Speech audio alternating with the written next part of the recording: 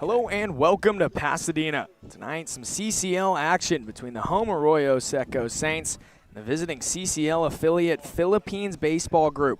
This will be the second time and the last time these teams square off, with the first initial matchup ending in a thrilling 13-12 Saints victory. Good afternoon and welcome to Jackie Robinson Memorial Fields for some Friday Night Lights baseball. Thanks for tuning in to your Saints streaming network. I'm Riley Horn, joined alongside Luke Saruma for tonight's action between the PBG and the Arroyo Seco Saints. Luke, the Saints now on a 2-game win streak as they took down the Conejo Oaks last night in dominant fashion to kick off a 4-game in 4-day stretch. With a 6-3 record so far through the month of July, the Saints have been hot. Absolutely, and they've had some exciting wins in there, right? They were down four runs to the Conejo Oaks last Saturday, and they came back to win 5-4 in the 9th inning. They had a walk-off to beat the Barons earlier this week, 9-8, and then yesterday for yesterday's game, they beat the Oaks 4-0. That's their first shutout of the year. The Arroyo Seco Saints are getting hot at the right time right now. Absolutely. As for tonight, Saints take on the CCL affiliate Philippines Baseball Group, who have yet to get themselves in the win column this season, 0-19 the record. And trying to get themselves into the playoff picture this weekend is the Arroyo Seco Saints. This could be a huge game tonight. Absolutely. They're down 3.5 games to the Academy Barons, who are actually playing the Conejo Oaks right now. They're up 4-1. But They play the Barons one more time to close out the year. So the Barons still got to lose a couple more games, and the Saints have to stay hot to get back in this playoff picture. But this could come down to the last game of the season where these two teams are playing out for the last playoff spot. Absolutely. Coming up next, lineups and first pitch between the Philippines Baseball Group and your Arroyo Seco Saints. Stick with us here on the Saints Streaming Network.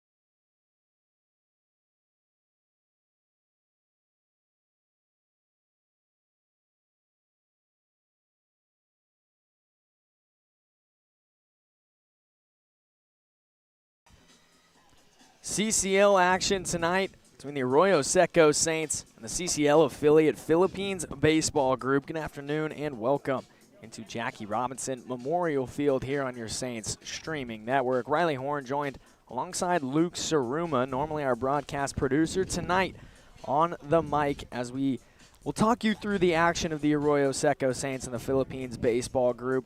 Good opportunity tonight for the Saints to inch closer to that playoff picture against a team who has not necessarily been the strongest in terms of the CCL as a whole.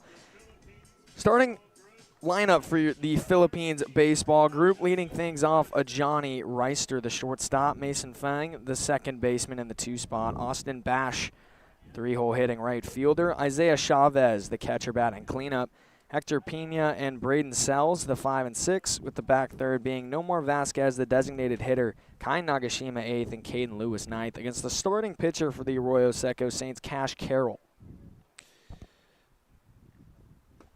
First pitch in there for a called strike, 5:42, our official first pitch. Yeah, Carroll's one of the more solid pitchers the Saints have in their arsenal. He loves the 4-seam fastball that hovers around 85 miles an hour, but he also likes to use his sliders and cutters. You're going to see a lot of pitches in the zone. You're going to probably see a lot of strikeouts when it comes to Cash Carroll. On the ground to the right side, ranging all the way into the hole and skipping off the glove of Braden Flores into right. King, the throw to second. Reister in there standing. We'll await the official scoring on that one, whether it'll go down as a base hit or an error. But either way, leadoff man in scoring position for the Philippines. Yeah, Reister is one of the stronger hitters for a very stagnant Philippines offense. He's batting about 289, and he would cause the Saints a lot of trouble in the last time they matched up. He went 3 for 4 against the Saints with 2 RBIs. A guy with really strong wheels as the leadoff man, now in scoring position for Mason Fung, the second baseman. He's going to square to bunt, and he gets it down on the first pitch. Carroll going to field his position. Long underhand toss to first, but it's in time for the putout. Up to third base goes a Johnny Reister.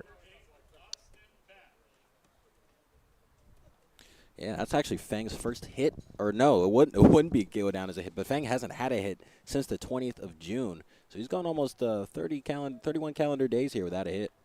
The Johnny Reister leadoff hit goes down as a double.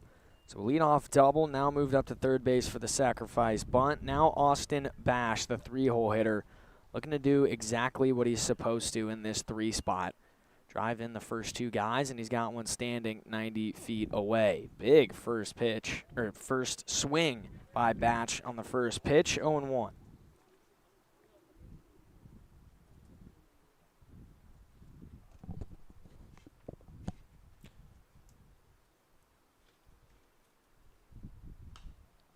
Fouled off in the second, offering quickly 0-2. Carroll ahead on the summer so far. Carroll with a 5.50 ERA with 5 total appearances, all coming out of the pen.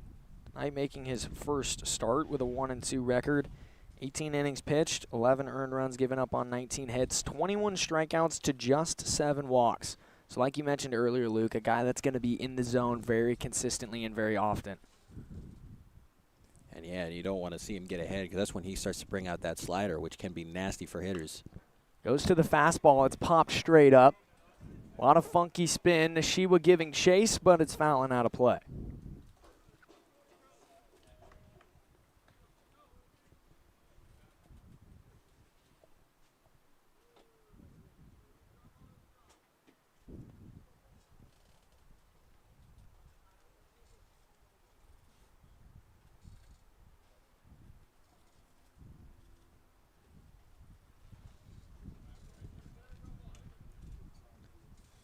To the count on Austin Bash with Johnny Reister, on third base. Carroll delivers, swung on and missed. Goes to the high fastball, picks up the strikeout for out number 2. Yeah, you're already seeing some of that stuff working early here for Carroll, getting a strikeout here, and then of course getting the out on the bunt. He's already put 2 batters away here. The Saints might have the opportunity here to get out of the jam that they were in here with Reister at third. Yeah, huge opportunity to escape the first inning and keep the Philippines scoreless early on. As up steps Isaiah Chavez, 4-hole hitting catcher. Yeah, Reister has been struggling this season, only batting 103 throughout this entire year with only 3 hits. First pitch on the slider, low and away. He goes ahead. 1 home run with 4 RBIs for Chavez. Looking to get the Philippines on the board first here in the top of the first inning.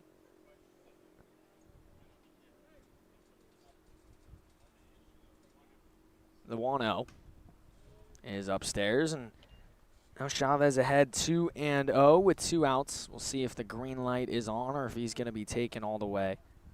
Going to be hunting his pitch either way.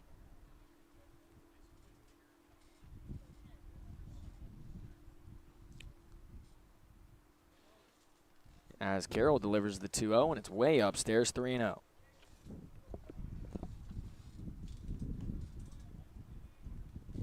Yeah, Chavez is one of the 4 players in the starting lineup here for the Philippines who's batting under 200 on the season. He's looking to reverse some of those fortunes. And he's up ahead here on a 3-0.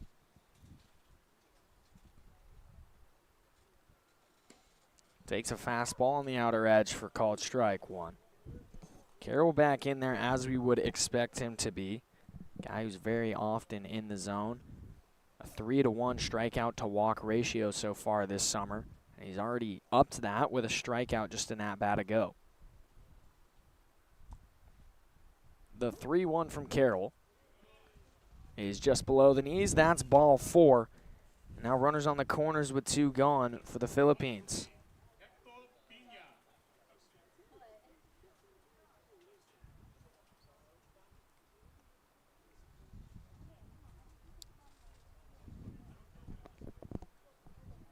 Up steps Hector Pena with 2 on and 2 out. First and third situation, although with a catcher and Isaiah Chavez on first base, not likely to see him on the move. Yeah, Pena also a guy who's been struggling a bit this season, batting 179. Right back up the middle into center field for a base hit and a 2-out RBI. Philippines on the board first, 1-0. Yeah, this has been a struggle for the Saints throughout this whole year. It has been how they start games. They have started a lot of games behind, which has led to them having to play catch-up for most of the game, which puts an unreasonable amount of pressure on the offense as well as the pitching staff. And the Saints already starting behind. Defensive arrangement for Arroyo Seco is Evan Reeder in left, Brody Cheer in center, Cannon King in right. Around the horn on the infield is Bryce Robinette in the hot corner. Jacob Freer, Braden Flores, the men up the middle with Owen Mangini rocking the trap at first. Nick Nishiwa in the crouch, suited up in the gear to complete the battery with Cash Carroll. So now Braden Sells. The average right above 200. 5 RBIs so far this summer. Looking to add on more here with a runner in scoring position. Carroll looking now just to sort of get out of this inning and minimize the damage here to 1 run.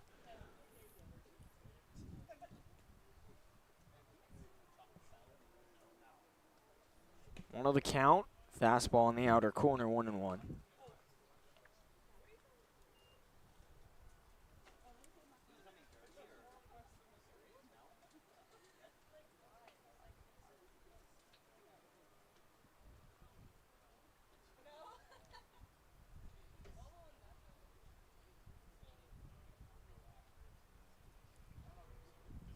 One and 1 pitch, an excuse me swing, fouled off, and a wedgie into the fence. 1-2.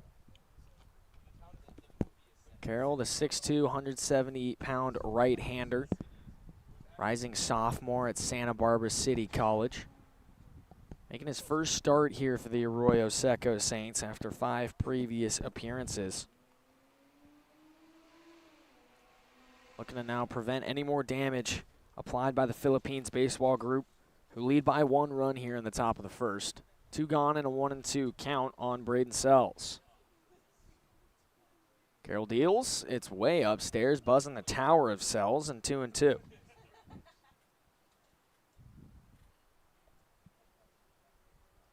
This is Carroll's first appearance since July 7th, where he came in against the Bombers, and he pitched 4 innings, allowing 3 runs, but having 7 strikeouts. So I had an overall solid day that day. 2-2, 2 outs with 2 on base. The slider from Carroll is high and away. The count goes full. Runners will be in motion. Saints infield going to have to go across the diamond chasing out number 3. And a good opportunity for Sells with a base hit to score 1, maybe even 2. Isaiah Chavez on second, Hector Pena on first after Chavez walked, Pena singled, and Braden Sells in a full count. Carroll going to check back at second base, but no throw.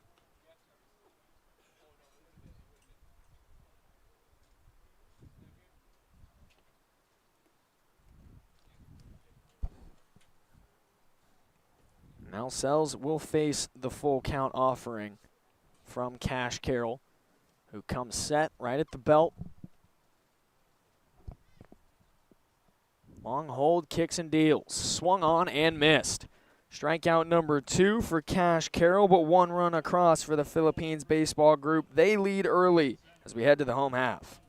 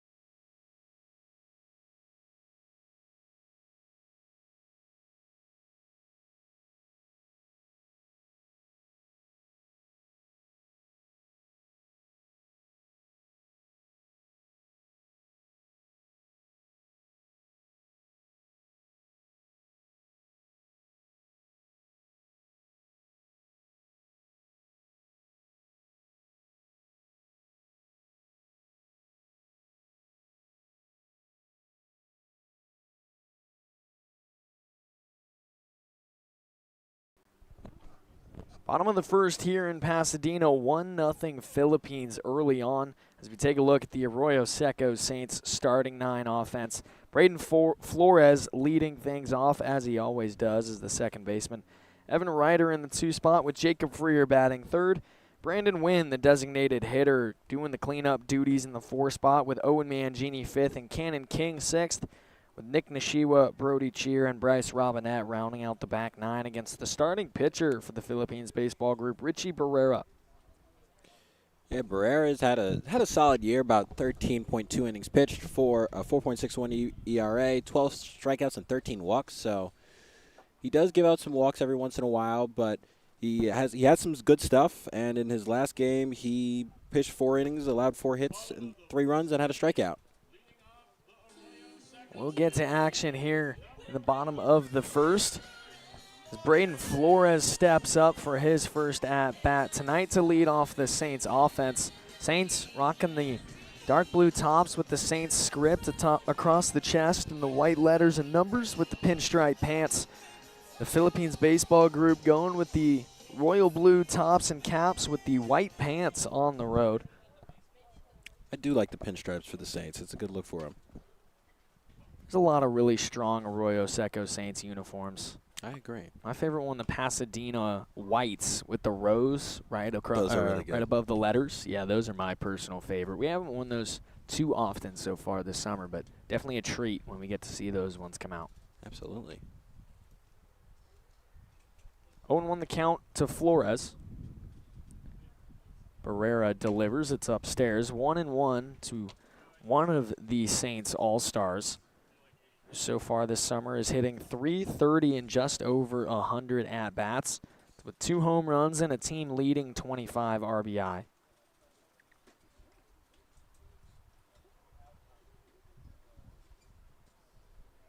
The 1-1 pitch from Barrera is just down low, 2-1. Also in Barrera's arsenal, Barrera's got a four-seam fastball, a curveball, and a slider. But you'll likely see, he does throw the curveball a decent amount, so you will see a good amount of curveball action likely. Flores takes a hack and fouls it off. Count even at 2 apiece.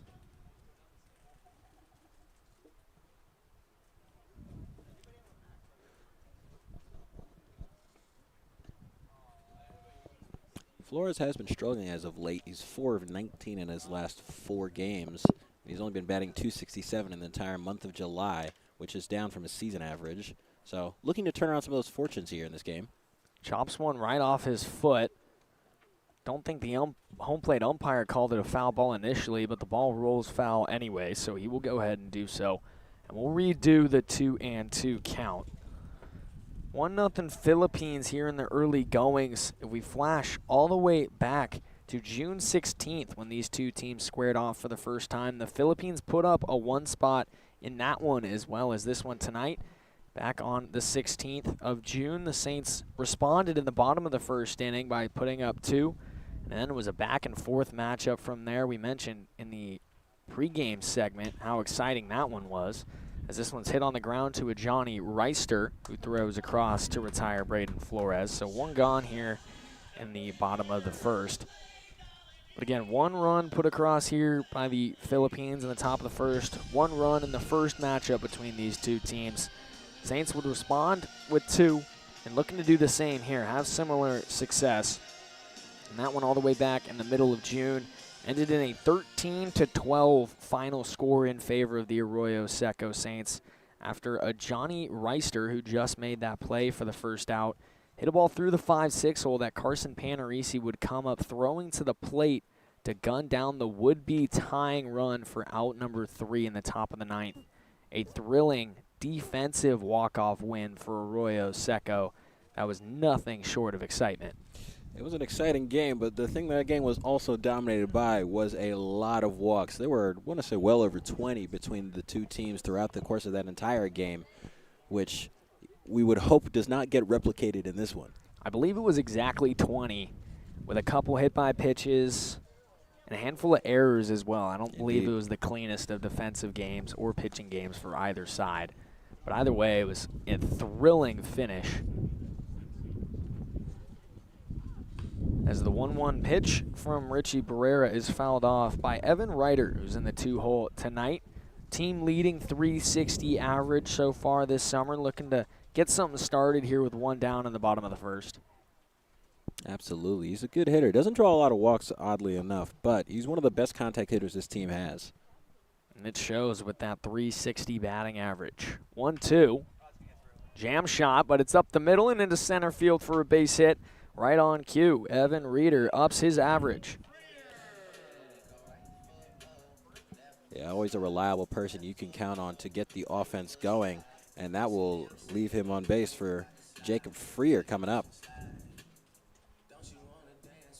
Freer, a .253 hitter so far this summer with 1 home run. One of the Saints' 4 CCL All-Stars made his way out to Reno, Nevada, alongside Braden Flores, Zach Late, and Joe O'Regan, who I believe will be joining us in just a few moments as our special 3rd broadcaster for a couple of innings. First pitch, strike taken by Freer, 0-1. Yeah, Jacob Freer is another person trying to reverse his fortune here in July. as he's only batting 160.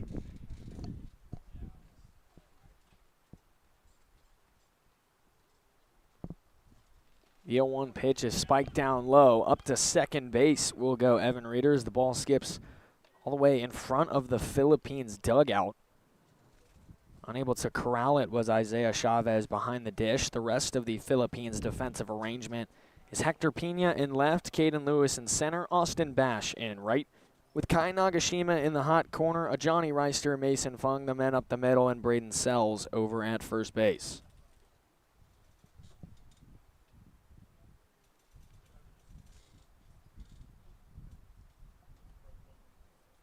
Ten RBIs on the summer for Jacob Freer, looking to make it 11 with a runner in scoring position and knot this one up. Ryder moving up to second base on the wild pitch. And now the 1-1 pitch from Barrera is upstairs, 2-1. Freer, the second-year Saint, was here last summer in Pasadena as well. Came from Azusa Pacific University, came from Azusa Pacific as well at the start of this summer, but will not be returning there for the upcoming NCAA season. Instead, will take his talents to the Division I ranks in Santa Clara University up in Northern California, up there in the Bay Area, WCC member. He now moves to a 2-2 count against Richie Barrera. And Barrera fares quite well against lefties. He's not allowed a hit so far this season against them. So this is going to be a chance for him to get an out here and release some of that pressure. It will not be an out. It'll be a line drive into right center. That gets down for a base hit. Evan Reeder on his way home. Throw goes way up the line. Jacob Freer into second base. We're tied 1-1 here in the first inning.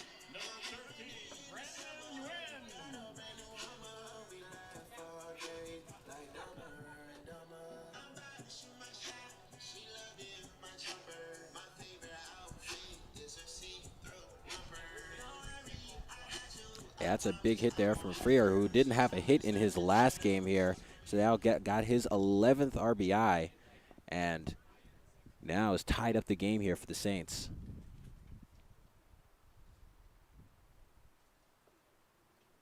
All the way back on the 16th, Freer had the night off that night, so didn't get any action. And his first at-bat against the Philippines this summer knocks an RBI base hit. So now Brandon Wynn, the designated hitter in the cleanup spot, takes a mean hack at the first pitch from Barrera. Comes up empty, however. Designated hitter tonight in the cleanup spot. Runner in scoring position and just one out. A really viable bat here for the Arroyo Seco Saints. Absolutely. Brandon Wynn has been one of the more exciting players to watch for me. He had 3 home runs in 3 straight games earlier this season. He doesn't strike out much. He slugs about 900 at home, and this is where he's hit all of his home runs. And he's been batting .389 with a 1,056 slugging percentage this July. Brandon Wynn been a late addition for the Saints, came a couple weeks into the summer season, but has been a very strong hitter, that is up to third base went Jacob Freer's stolen base to put himself 90 feet away. As the 0-2 pitch from Barrera is upstairs. Good opportunity for Brandon Wynn to keep the rally going and punch a 2 spot, very similar to how the Saints fared against the 1 spot in the top of the first about a month ago. Month and a day to be exact. 1-2. Swung on and missed. Strikeout number 1 for Richie Barrera to put 2 outs here in the bottom of the first. Huge strikeout there. Takes away the sacrifice play now for the Saints. Now, Barrera going to be able to try to stop the bleeding here. Getting a stop against Owen Mangini.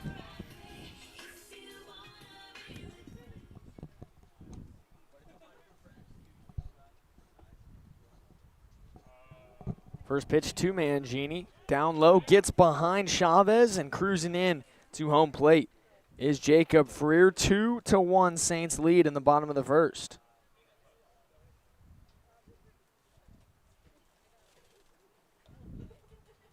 Yeah, that's a backbreaking mistake there for Barrera when you had a runner on third, and you have a guy in Owen Mangini who actually struggles to hit against lefties, only batting 143 against lefties this entire year. It was a great opportunity to maybe put Mangini away and end the inning, but instead they still give up that runner on third. Goes down as a pass ball, so an unearned run on Richie Barrera, who finds the zone and evens up the count at 1-1 on Owen Mangini. Hitting .205 with 2 home runs and 5 RBIs this summer. Though that RBI count now not going to go up as Jacob Freer has already scored. In there for another called strike, 1-2.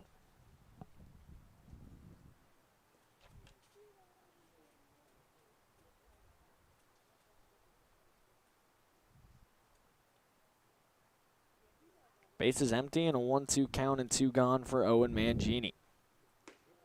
Froze him on the breaking ball. That's strike 3. Back-to-back strikeouts for Richie Barrera to escape the first inning. However, 2 put up on the board for the Arroyo Seco Saints, and they lead by 1 run heading to the second inning.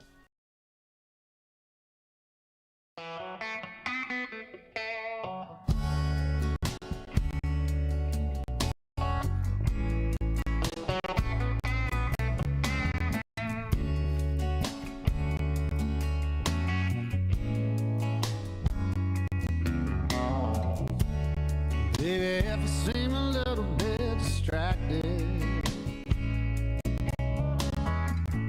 like I'm in another place and another time. Well, I apologize for the way I'm acting. I just got a lot of loving you on my mind.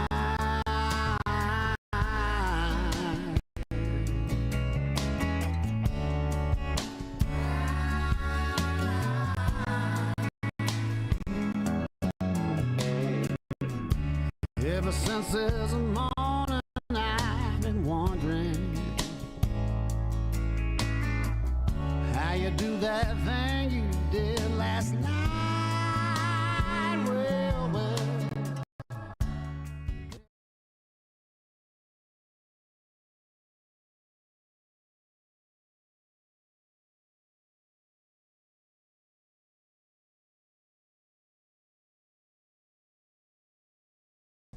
Saints ahead by 1 here in the second inning. Riley Horn alongside Luke Saruma on the Saints streaming network.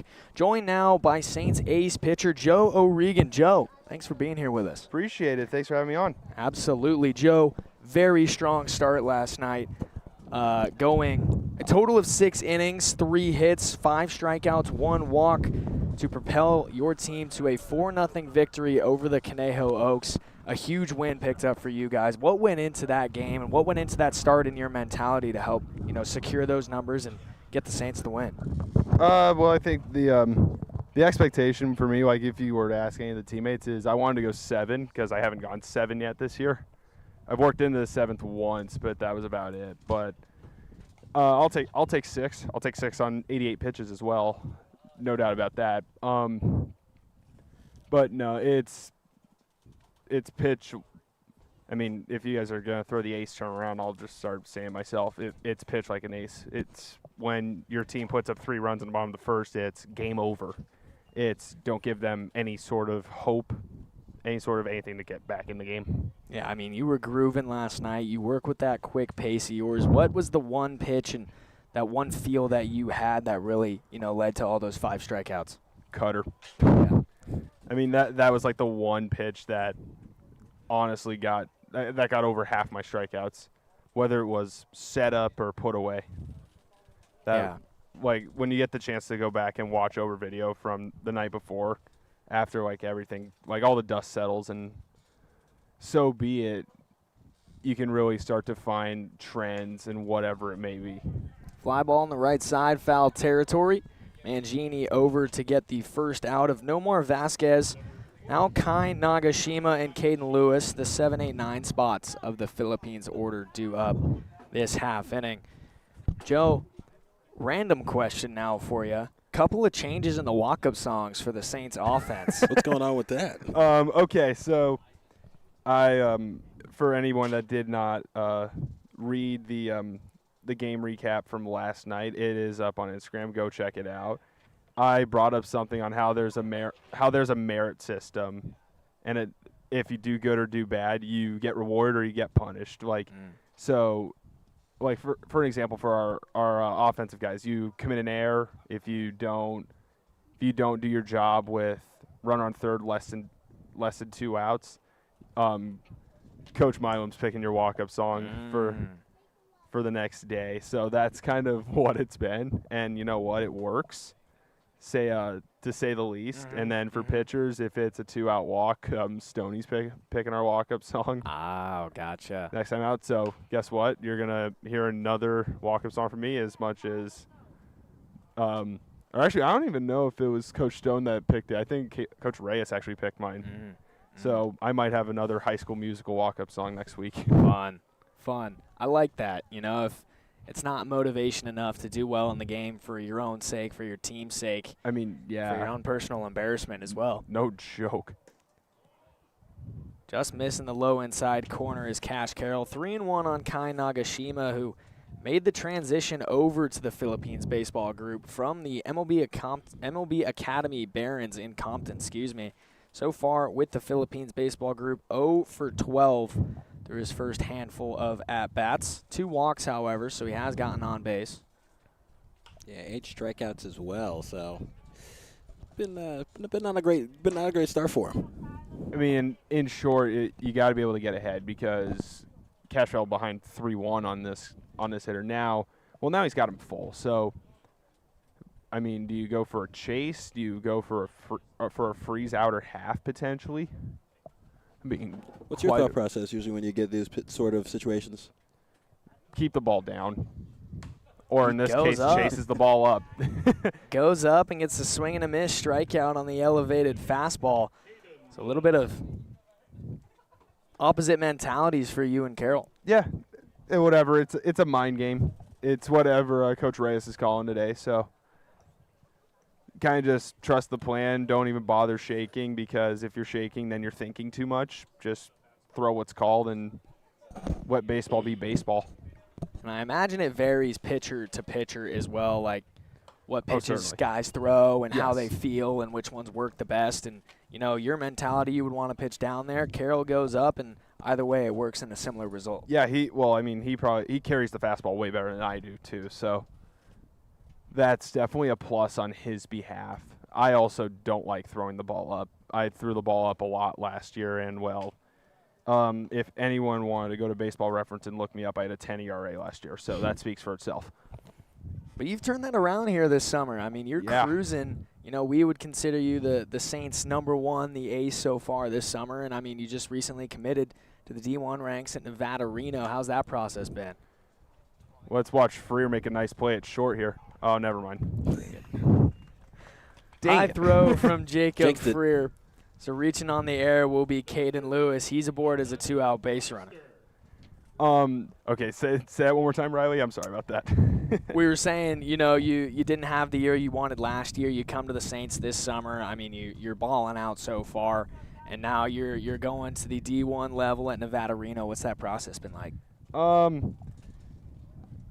It was a long one, a stressful one, needless to say. But, let's start with early June. Like coming here, I was originally supposed to go to the Appalachian League. I worked my way out of that because I kind of wanted to stay home. Then reached out to my junior college head coach, who reached out to Grant Mayu, who's the third base coach for the OC Riptide. So he kind of got me here.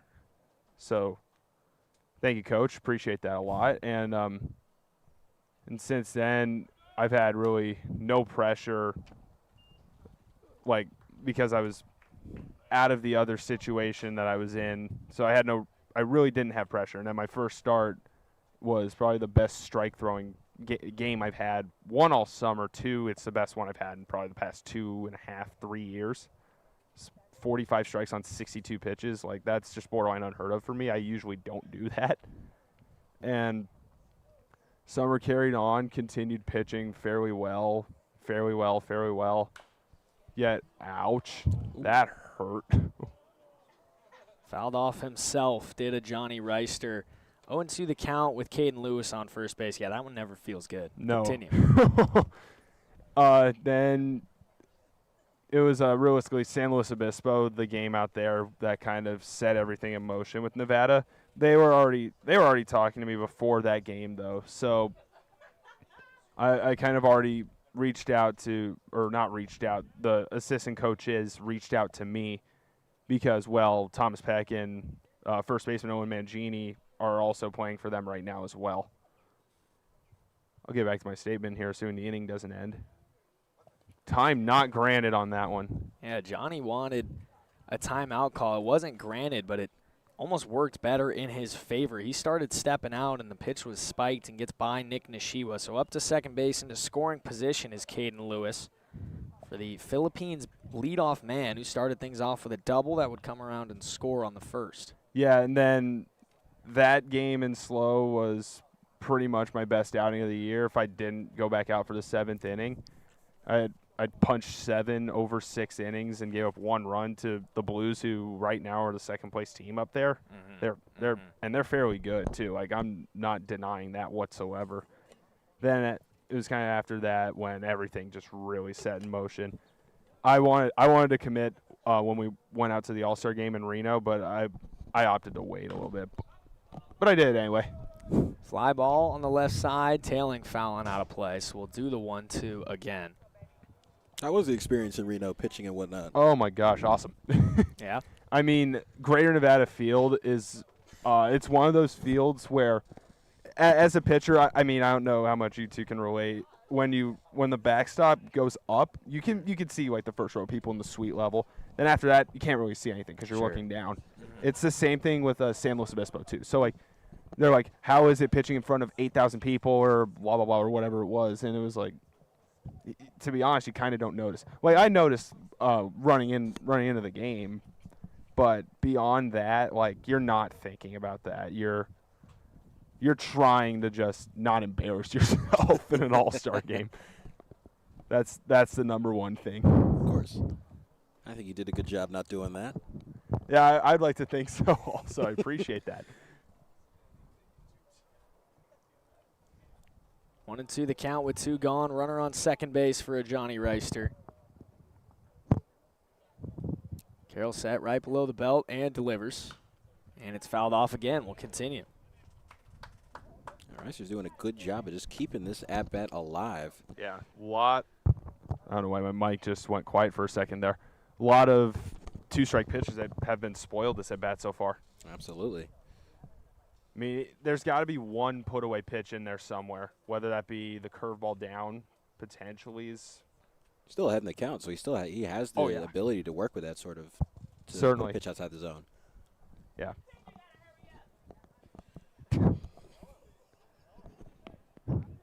There's no pitch clock in the CCL. This is one. It's really showing. Yeah, it's one of the things I wish we had.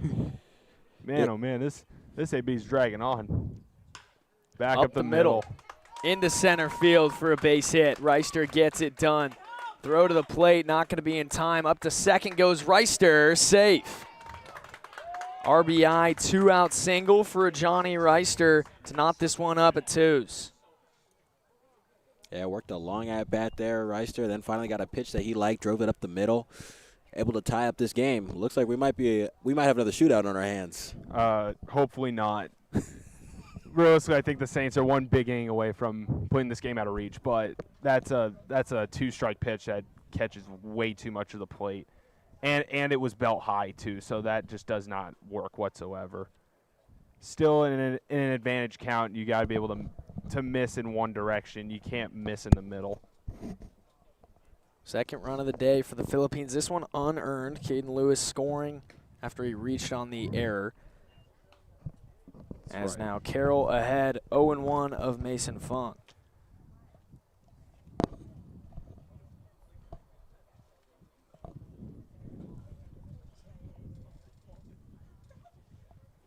Yeah, this is going to be a big opportunity here for Carroll because Fung is, again, it's not a very strong hitter for the Philippines. So Carroll has to take his opportunities to face weaker batters when he can. Get out of this inning. 158 average, 3 for 19 on the summer. 1 RBI, trying to make it 2 with a runner in scoring position to give the Philippines the lead once again. That one down low. And it's 2-1. Sacrifice bunt his first time up, did Fung. That moved up Reister to third base. He would come around to score. Now looking to score run number 2 with 2 outs here in the second inning.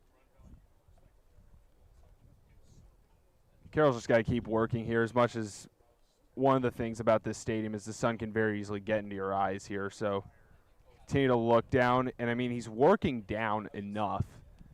He's just got to be able to find the bottom half like that. Goes low and inside and gets the swing and a miss. 2-2 count, 2 outs with a runner on second base. Tie ball game 2-2. Deuce is very wild right now. Joe, what are you going to here? He's got 1 pitch or 2 pitches that break away. I'm going to probably say cutter away, slider away. They also could run the fastball in. I say slider away. 2-2 goes to the fastball. Into the right center field gap and down. But Johnny Reister might not have known the outs. He was stuck about in between, halfway in between second and third base when he should have been going immediately on contact with 2 outs. So he gets stuck at third base. Mason Fung on first after the 2-out single. Yeah, now the job's got to be to minimize here because this is 3 straight hitters that have reached after the error by Freer at short. Still plenty of time. He's gotten Bash to chase the fastball up in the first at bat. So he's got the upper hand on him there. He's got to be able to get him one more time here and get the Saints in the dugout as soon as possible. Runner goes from first, pitch upstairs, pump fake from Nishiwa behind the dish. 2 in scoring position for Austin Bash.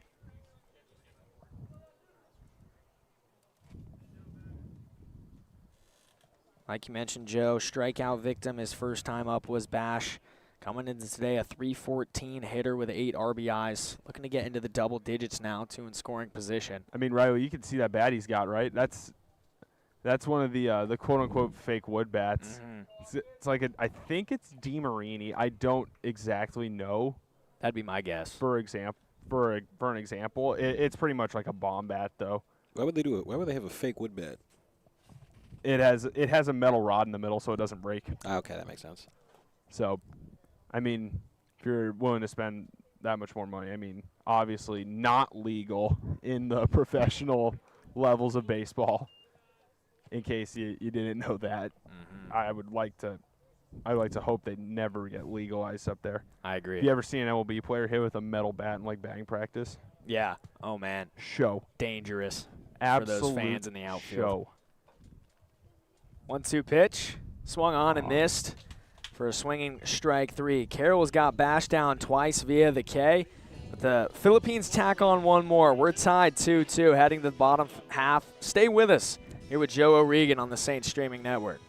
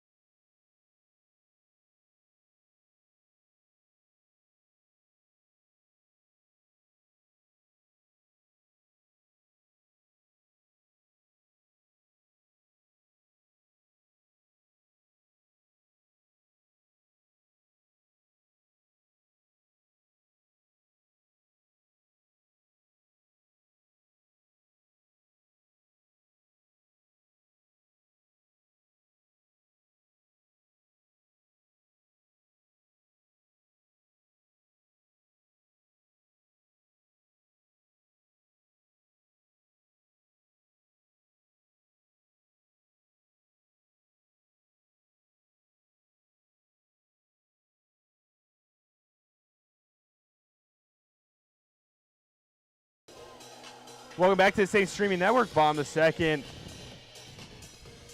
5, 6, 7, actually, excuse me, 6, 7, 8 due up for the Saints. Bottom half. Twos all over the place. Bottom of the second, 2-2 the score. It's Cannon King to lead it off for your Saints. Back to work against the Philippines.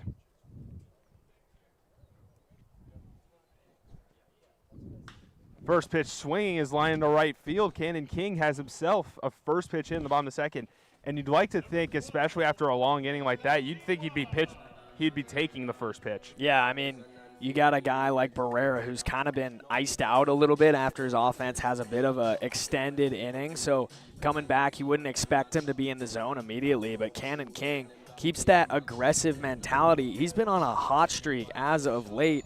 I mean, last night had 3 hits with a walk on base all 4 times. Tonight keeps it going. Yeah, it's a 3-game hit streak, actually. That's his 4th now straight game with a hit. It's a streak. It's a streak. Here's Nick Nishiwa. First pitch is right down the middle for strike 1.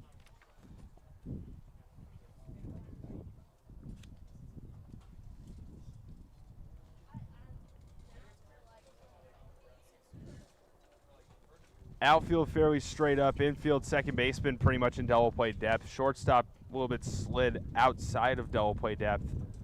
Check and back to first. King is back in safely.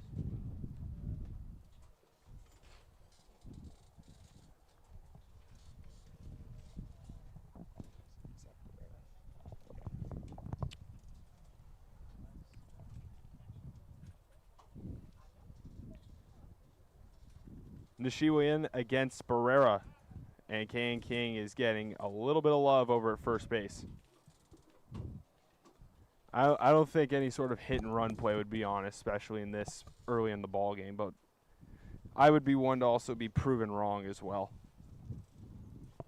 I doubt it as well. You get a leadoff guy on, tied ball game. You want to sort of manufacture runs and not try and risk anything Yeah.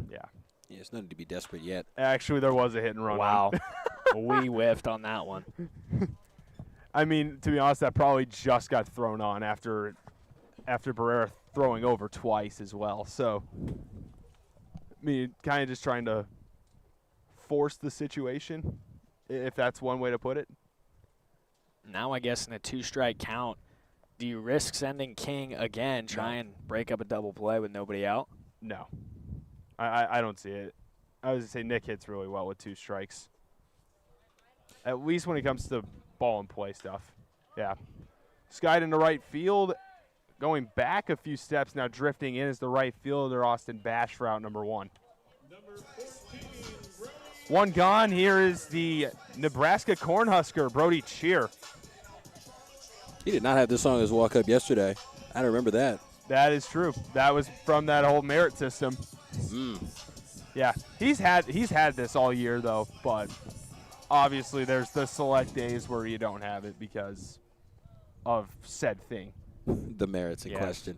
The merit in question. Yes, that's his regular walk-up song. He just had a different one last night. We will absolutely call it that. Left on left, first pitch is fouled away.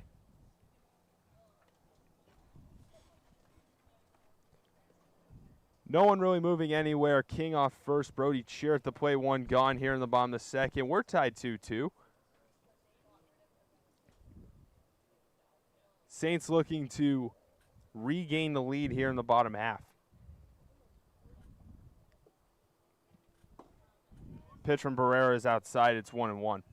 Yeah, the Saints with an opportunity as well. Runner on base. Got deja vu after that first inning. We mentioned it before. I don't know if you were here, Joe, but back on the first matchup between the Saints and the Philippines. Oh, my gosh. That game was a shootout. 1 run in the top of the first from the Philippines, 2 runs in the bottom of the first from the Saints. So very similar spot, although the second inning looked a lot different. 5 spot from the Philippines in the top of the second, then a 4 spot from the Saints. Saints looking to have similar luck, although gave up just 1 in the top half of the second. Yeah, and that was also an inning where that inning could have been way worse. Absolutely. If this was, just to be blatantly honest, if this was mid-June, I would have probably expected a 4-run inning. King trying to basically moving Barrera's face. This ball's hit good to center field, drifting back a few steps and making the grab is Caden Lewis. Back-to-back flyouts. Barrera getting a little bit of luck on that, and there's 2 gone for Bryce Robinette. Yeah, well struck ball there by Cheer, just hanging up a little too much. Didn't get it in the gap quite enough as, we would have liked to have seen. But either way, you can't be too upset with a hard hit out. No, not at all. I mean, as the wise man once said, good swing, tough luck. It's about all you can do on that. If you hit the ball hard, it's about the most you can do there. Yeah, Robin is trying to break a hitless streak. He hasn't had a hit in 3 games, so he's trying to actually turn his fortunes around, unlike Cannon King. Yeah. Hopefully he can cash in here. Yeah, and he's good at drawing walks. He's got a 17% walk rate, so he's still able to get on base and keep innings alive. That's the one thing I remember when I was with Nick and Dylan in slow. Like B-Rob walks a ton. This one's hit to second. Short way goes. Put it from Fang to Reitzer 4-6. Fielder's choice. That'll wrap up the second inning. Third inning's next. We are tied at 2-2 on the Saints Streaming Network.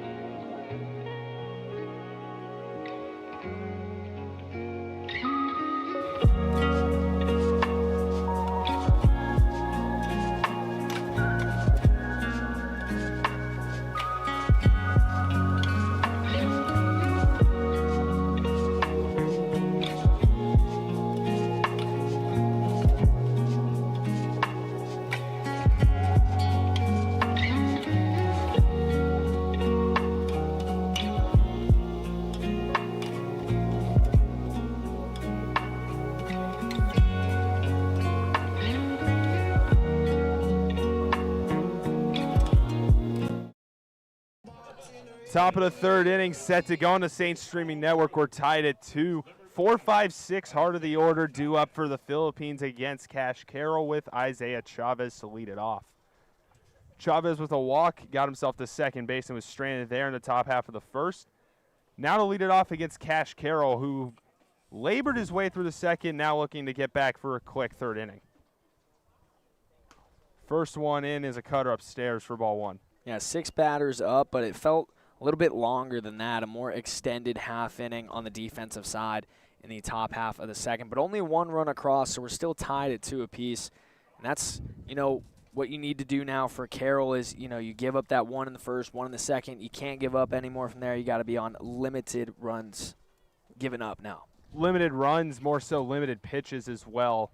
Retiring people in the first few hitters as this one's skied up to center field. This ball's hit well. This ball is off the base of the wall. For a second, I thought that ball. I thought that ball was gone.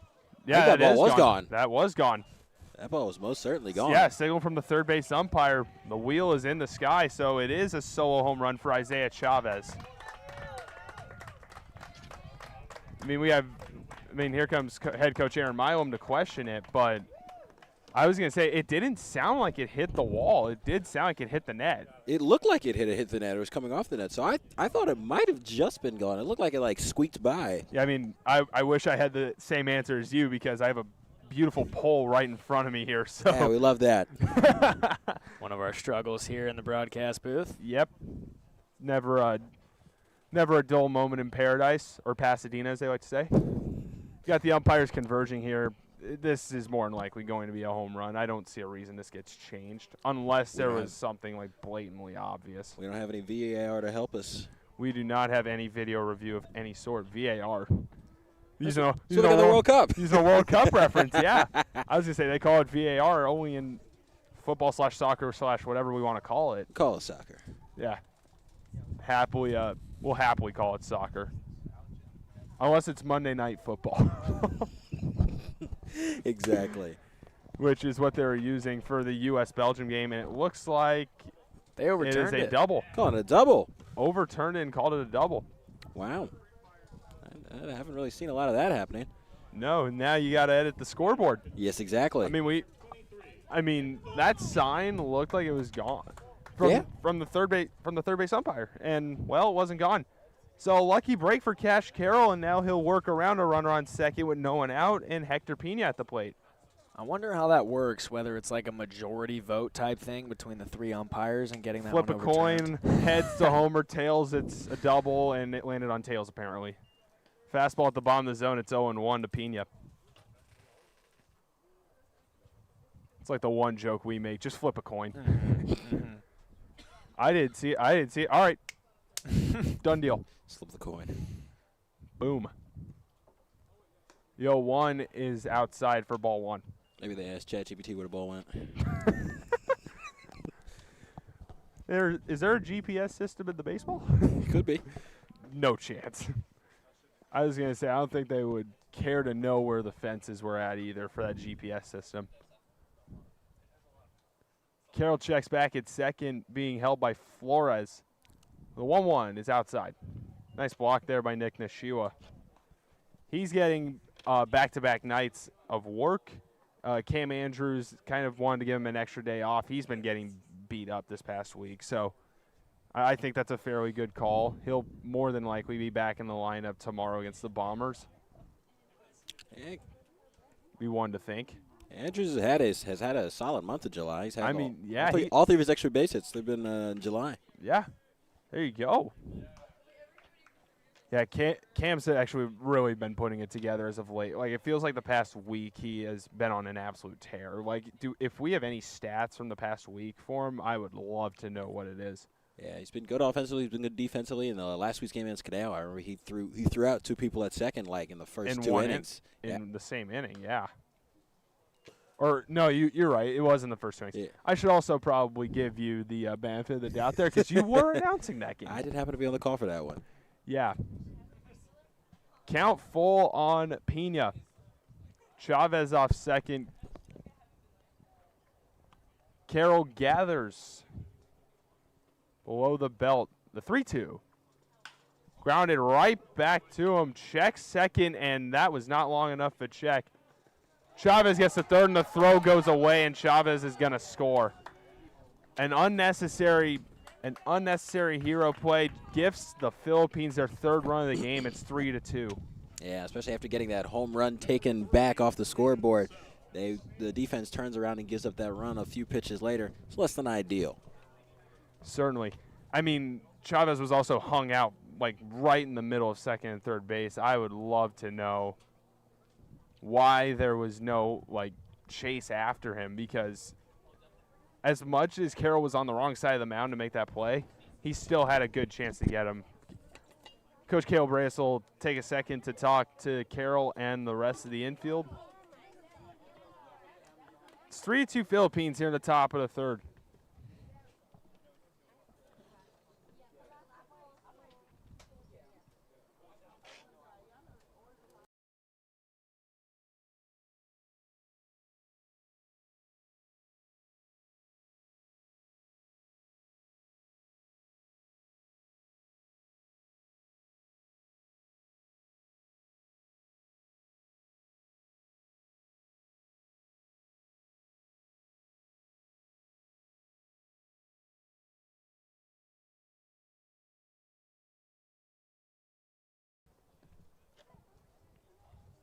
We're back to work. One gone for Braden Sells. First pitch is popped up, first base side. In foul territory, Owen Mangini squeezes it for out number 2. Good bounce back there from Cash Carroll. 1 pitch, and he's got the second out of the inning. The inning is not over, as he is going to have to take down Nomar Vazquez before the Saints can get back in the dugout here.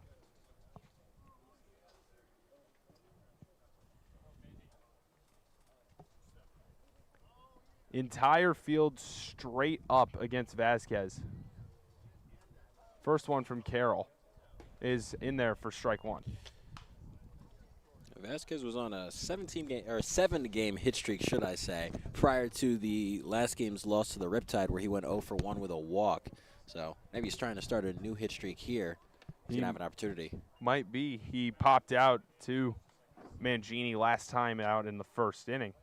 Not the first inning. He was the first out in the second inning. Excuse me. 0-1 misses. Count is 1-1 on him. Here it is from Carroll.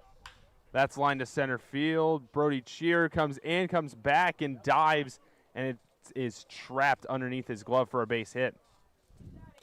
Actually, it looked like he had grabbed it actually, but he just wasn't able to hold on. So it looked like as he was going down to the ground. Bit of an unfortunate break. It's a 2-out hit for the Philippines, and here's Kai Nagashima.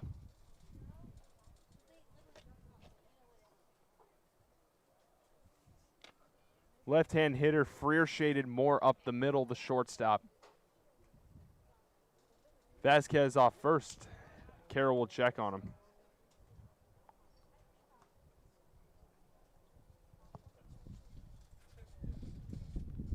Yeah, Carroll does struggle a bit more against lefties. Lefties bat about 400 against him, but Nagashima also doesn't have a hit thus far in his time with the Philippines. So we'll see which one is going to give first. Yeah, I mean, something's got to give. So exactly, one of those things has to give. What will it be? Let's find out. It's 1-0 on him. Carroll with a long hold. The 1-0 is in there for a called strike. Gets the breaking ball over.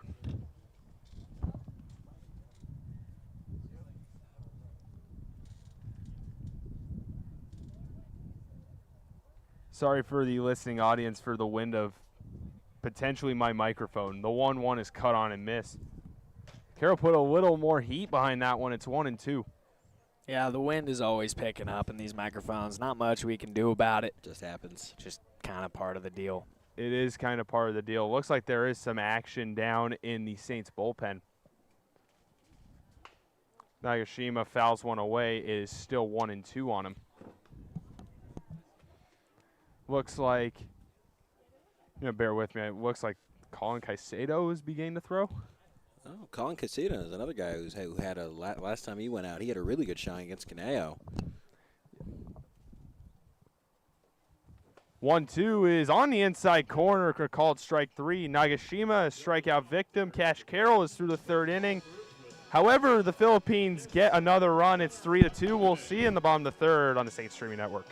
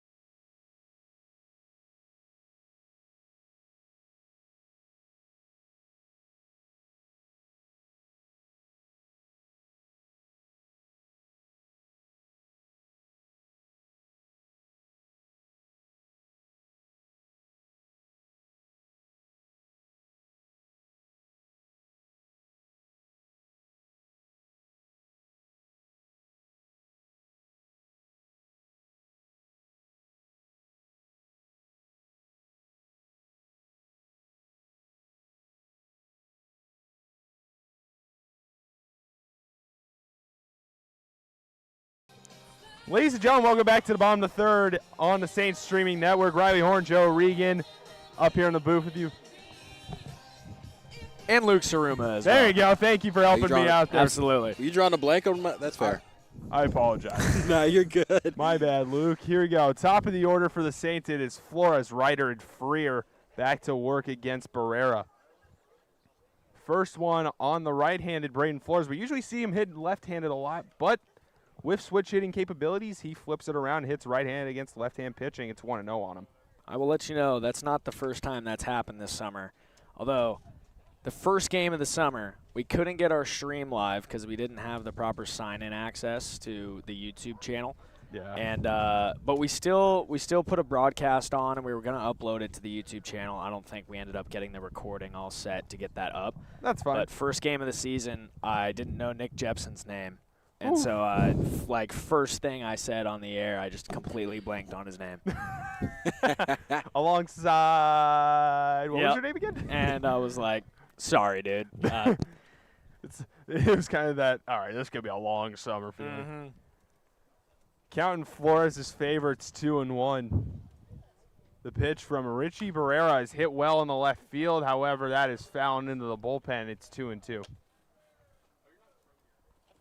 Turned loose on a fastball up. It's the pitch where your eyes kind of light up a little bit. You see it. See it. If it's middle, it's about 2 miles an hour slower than what it actually is. And then he just turns and burns and pulls it a little too far foul. He'll look to straighten it out here on this 2-2 from Barrera. The pitch downstairs. Count runs full. Good at bat here from Flores. 6 pitch the at bat coming up, trying to buy as much time as possible to get the Saints some rest after what feels like back-to-back long innings for them.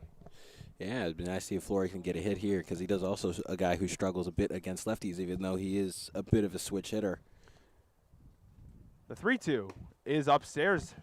Braden Flores draws himself a leadoff walk, and the hottest hitter right now for the Saints, and Evan Ryder will step up with a runner on. Yeah, a guy already with a single to his name so far tonight would come around to score one of the 2 Arroyo Seco Saints runs already. We saw this last inning with a leadoff man on. That leadoff man would ended up getting stranded over at first base. So the Saints looking to turn that around, get this game once again tied back up. That is exactly what he is looking to do. Ryder coming into this one hitting .360 on the year. Slugging percentage hovering around that 500 marker. He shows bunt and pulls back for ball 1. Check over on first just to be sure, but he does pull back. So when a runner is showing bunt to you, Joe, what do you like to do to pitch to him? Well, first of all, if the bunt's shown early, I'm picking off because there's a good chance the guy could be running or some sort of slash plays on. We'll expect Ryder to show again here on the 1-0. No, he does not show. That one is upstairs. Comfortable count for a dangerous hitter. It's 2-0 on number 19. But most of the time it's just whatever pitch gets called, just put it down the middle and let the guy bunt. Let the guy do it. If he slashes and finds a hole, good for you. I mean, once again, it's just let baseball play baseball. Keep it simple. Yep. Which unfortunately is tough for some people. This one popped right up the chute and out of play. On one hop. Nice grab. Well done. It's a good miss by Evan Ryder there. It is still 2-1 on him. Yeah, if you put a pitch in the zone, Evan Ryder is gonna get some sort of contact in it. Even if he puts the ball in play or he fouls it off or whatever, he's gonna hit it. If he gets a fastball middle in, watch out for the warehouse out in left field. Curveball on 2-1, a gutsy pitch call. It's 2-2.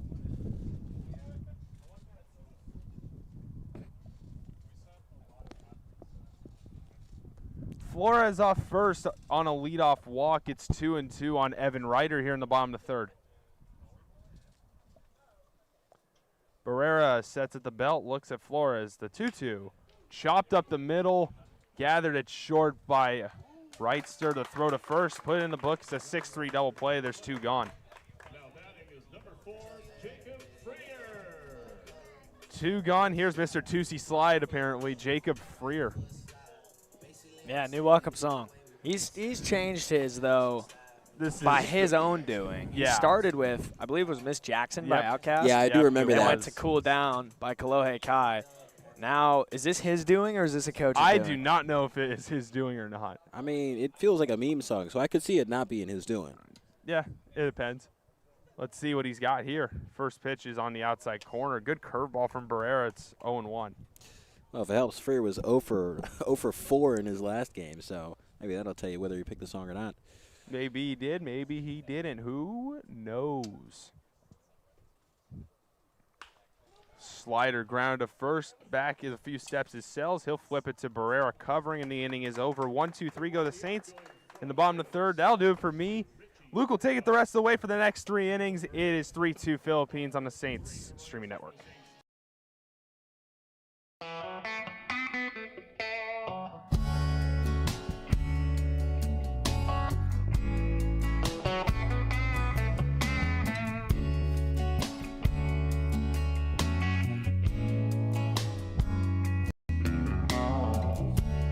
Baby, if I seem a little bit distracted, like I'm in another place and another time. Well, I apologize for the way I'm acting. I just got a lot of loving you on my mind.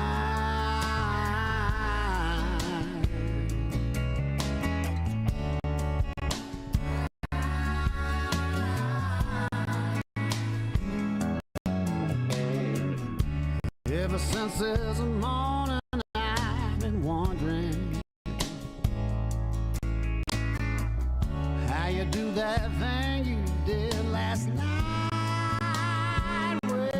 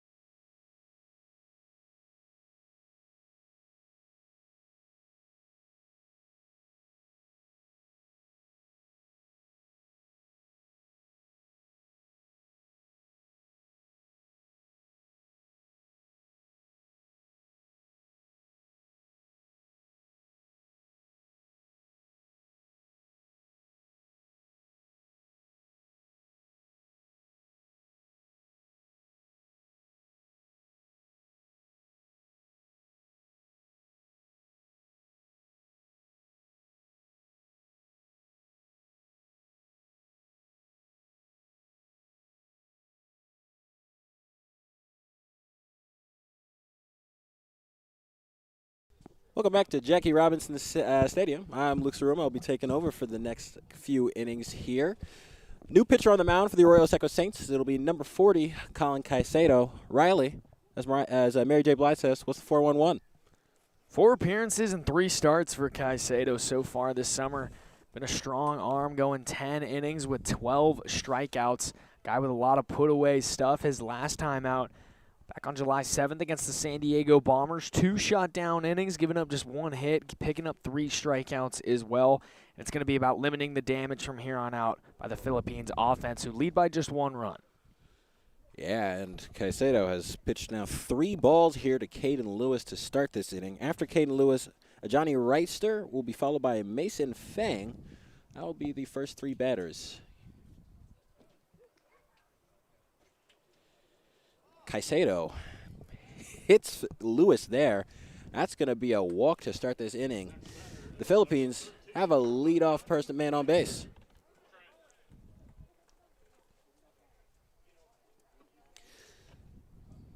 The Saints have struggled throughout this year in walking the leadoff man, and that has come about for the first time in this inning.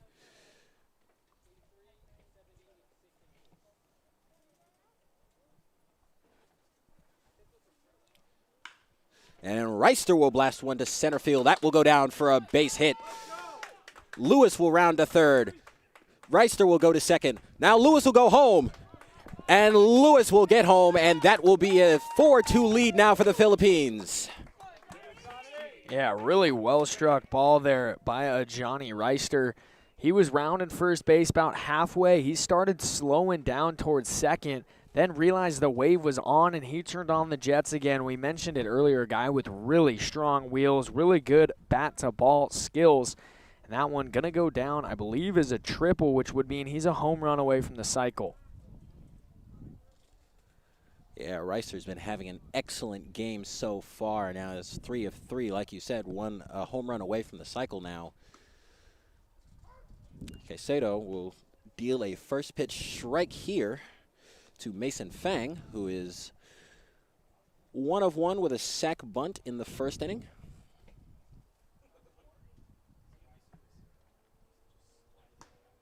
Caicedo almost hits Fang there. That'll be a ball 1. Count is now 1-1.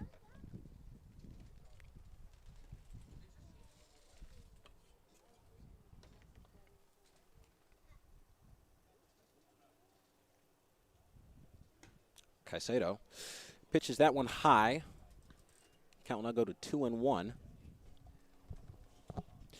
Caicedo looking to try to get his command back after allowing a first runner on base for a walk and then giving up that triple to a Johnny Reister for another RBI. And he's going to give up another base hit here to center field. Reister will go home. And now the lead is 5-2. Philippines lead. Yeah, another good swing there by the Philippines offense.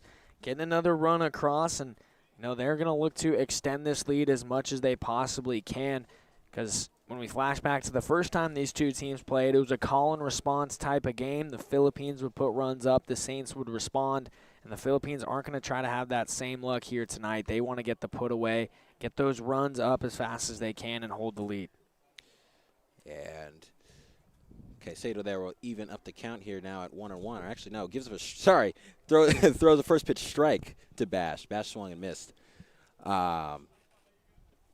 Looking still to get his bearings as he has been beat up a bit to start this inning. And Bash will foul that one off for a strike 2. Bash is 0 for 2 with 2 strikeouts in this game.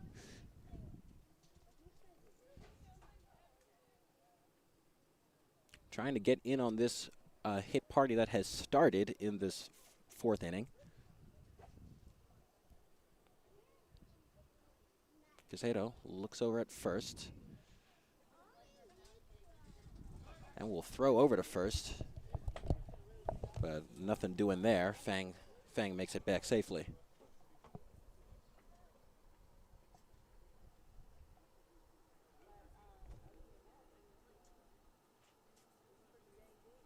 Caicedo delivers, and that one will be lined to center field. That will be another base hit. Fang will move to second, and that will be a single here for Austin Batch. That is going to be his first hit of the game, and Caicedo has now given up 4 base runners to start this 4th inning.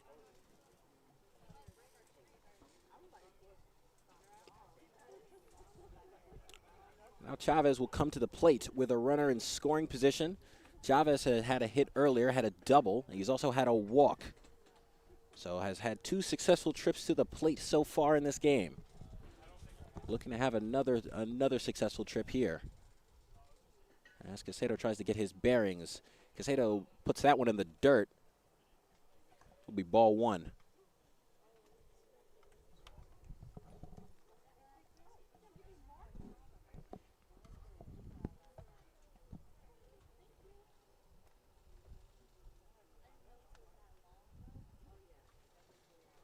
Chavez looks over at second again.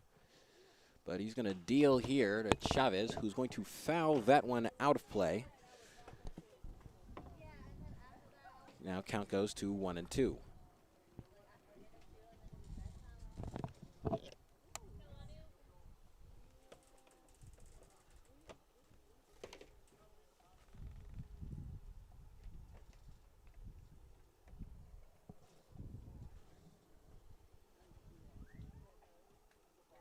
Caicedo deals. That one will be low and outside. Count now goes to 2-1. Again behind in the count here is Caicedo. He's been working behind in his count and for now multiple batters.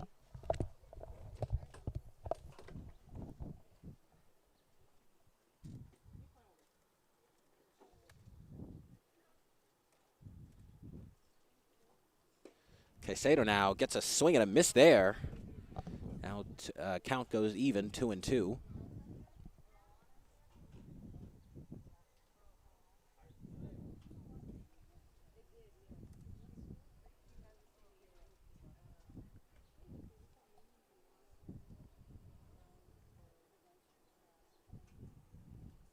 Caicedo deals, and that will be fouled off. Count will stay at 2-2, and Chavez keeps this at-bat alive.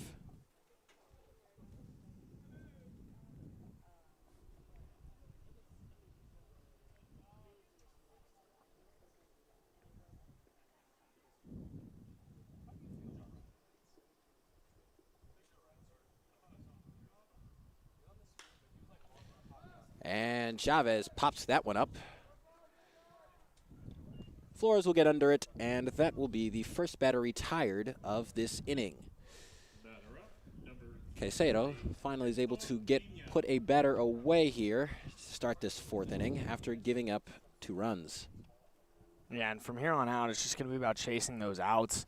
2 runners on base. You'd like to get these pitches now down in the zone, trying to do some weak contact, get it on the ground, try and turn a double play.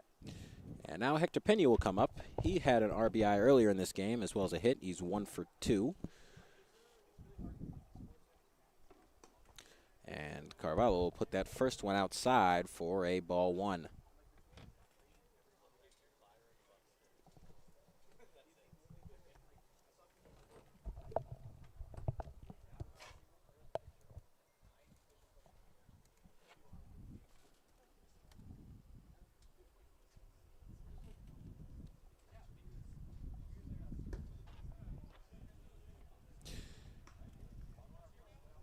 That will be another ball 2 there. And again, behind in the count here is Caicedo. Yeah, he's just got to bring those pitches back into the zone. I mean, the first pitch strike is such an important factor as a pitcher on the mound. You got to get ahead of these batters, and that's what's led to the Philippine success so far this half inning is just Caicedo falling a little bit behind and then leaving 2 goods of pitches up. And Caicedo grounds that one. That will be a double pull. No, the runner will be safe at first, but they get the out at second. But first baseman was off the bag there, so Pena is able to get there safely. But another runner will be out. 2 outs here at the top of the 4th. Yeah, a ball that Mangini tried to turn 2 on, makes the turn over to Freer, who goes across, but Caicedo not able to get there in time, not able to get the foot on the bag. So the fielder's choice puts Pena on first, and he races Bash off the base paths. Caicedo there tried to throw over to first to try to catch Pena slipping, but Pena wasn't biting. Tries that again, and this time Mangini won't be able to corral it. Pena will be able to go to second here off of a botch reception there from Owen Mangini at first. The defensive woes for the Saints continue here at the top of the 4th.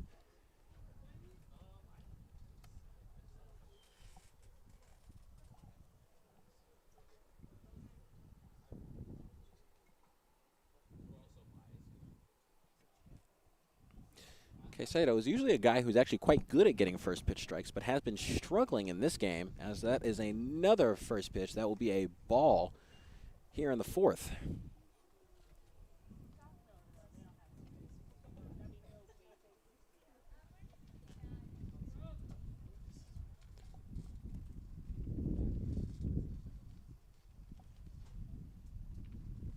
Caicedo looking off second, and then is going to now deal, and that will be a strike, evening the count here at 1-1 against Sales.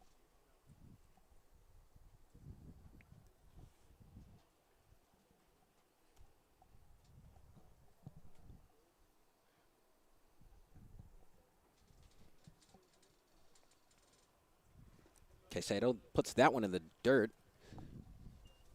Count will go to 2-1. Caicedo missed last season with a shoulder injury here, and so looking to find his form this summer with the Saints.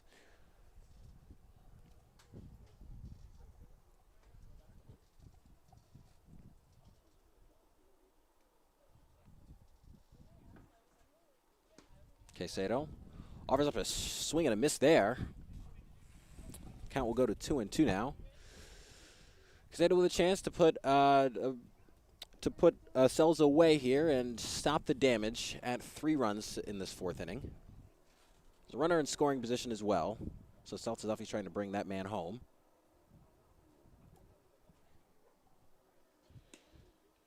Caicedo delivers outside again. Now we'll have a full count.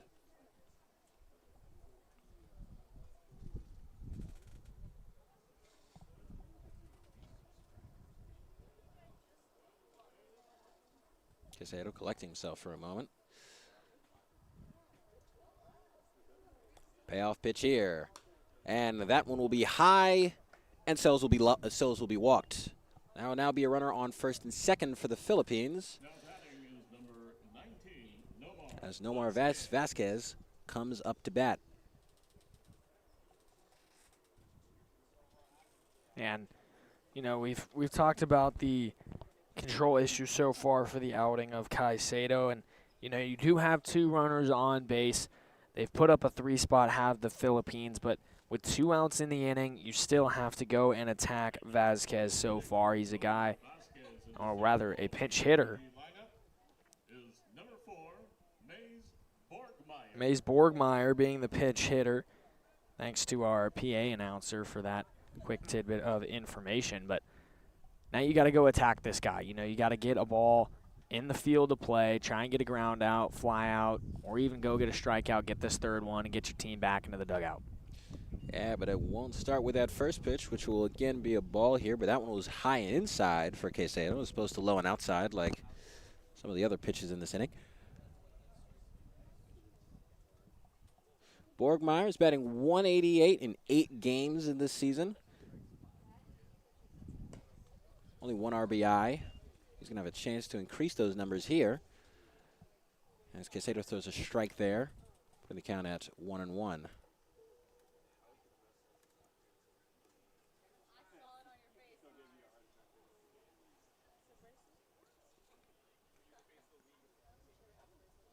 Looks over at second before delivering, and that will be lined to center field, but that will be put out by Braden Flores to finally end this inning. The score is now 6-2. Philippines take the lead. Don't go anywhere on the Saint Streaming Network.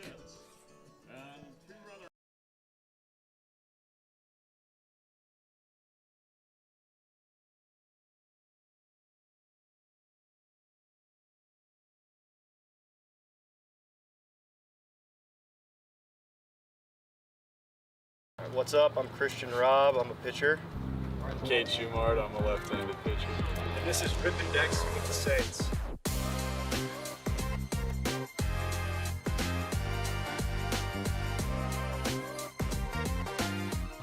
My first card, I got Luke Weaver. David Fry. I got Jackson Job as my next card, young guy. We got Landon Knack. You got Austin Hedges, another good player. Kiter Montero. Oh, this one's a freaky card. I got Nick Castellanos. Oh. It's Friday the 13th right now, so it's kind of a bad look to pull the Nick Castellanos card on Friday the 13th. We got Nolan Jones. JP Sears. Let's read about this guy. Are you from South Carolina? That's pretty cool. Julian Aguilar. I'm not too familiar with these guys. No, I've heard of him for sure. He's a pitcher though. He looks nasty. I got Jesus Luzardo. This guy is nasty. I got Tyler Fitzgerald. Oh, here we go. Jordan Romano. Oh, he's from Canada. Oh, That's pretty sick. wowza. Mason Montgomery, left-handed pitcher. Alex Verdugo. He's nasty. We got a decent one here. Did you? Yeah. Oh, let's go. Matt Strom there. Let's go. That's huge. I got Caden Dana. Yeah, Bro, I just took a look at that next card. I know. This is a sick one. I can't wait to. I got Kyle Tucker though. I like that one. That's pretty good. All right, I got this.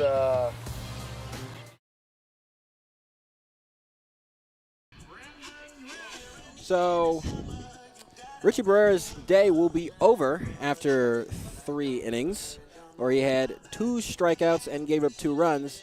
New man on the mound will be Daniel Martinez.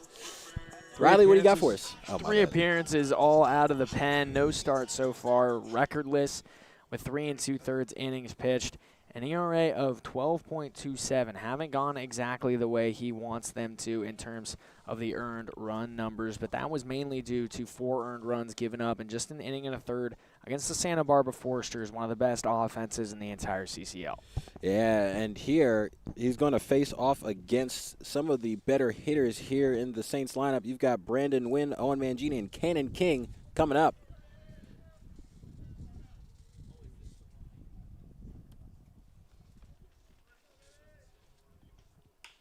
And Brandon Wynn is going to line one into center field, but that will be put away quite quickly by Caden Lewis. Yeah, quick out there for the Saints offense after yet another extended inning in the top of the 4th, where the Philippines put up a 3-spot. They now have the biggest lead of the night with 4 runs across. The Saints are going to have to start slowing down the pace a little bit, give their pitchers time to rest over in the dugout, try and extend these offensive innings and get some more runs on the board. And now Owen Mangini will look to try to start that offense after Brandon Wynn flew out in 2 pitches.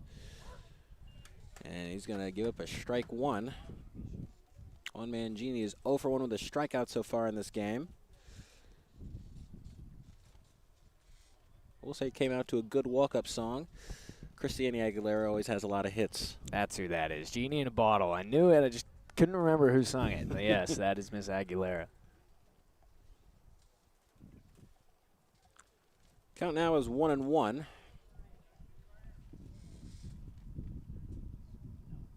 Martinez puts that pitch a little bit outside, and the count will go to 2-1. And it's interesting the approach from the Philippines baseball group, going with back-to-back lefties. Starting this game with the lefty Richie Pereira, now to Daniel Martinez, the lefty. Seems like they've got something cooking against the Saints so far from these southpaws. And Mangini will swing there, bring that count to 2-2. There are some Saints here that do struggle against these southpaws, and including Owen Mangini, who I said earlier batted 143 against them in this season. But Mangini has been turning things around in this month, batting 273 in July. But he will swing and miss and strike out here. That is the 2nd consecutive batter here retired by Martinez in fairly short order, as Cannon King will now come up with 2 outs.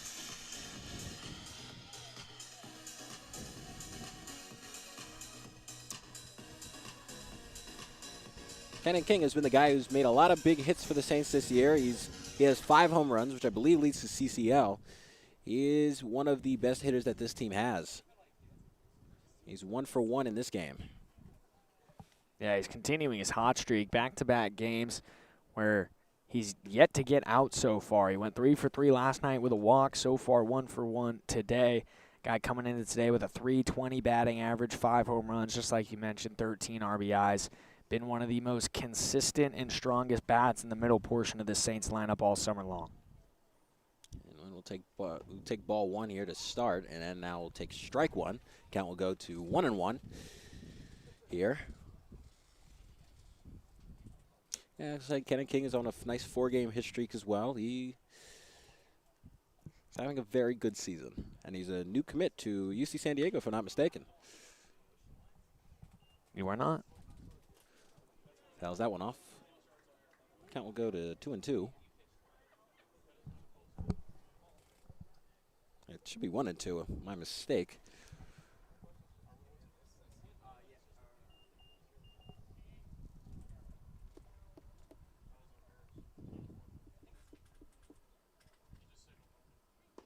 And King will swing and miss to end the 4th here. The Philippines puts up 3 runs to start the 4th inning, but the Saints are unable to answer, and the score will say 6-2 here in Pasadena.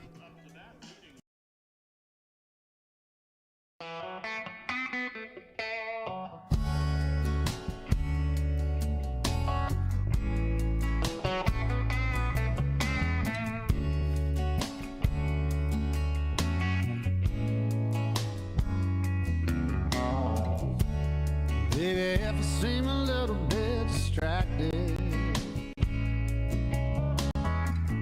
like I'm in another place and another time. Well, I apologize for the way I'm acting.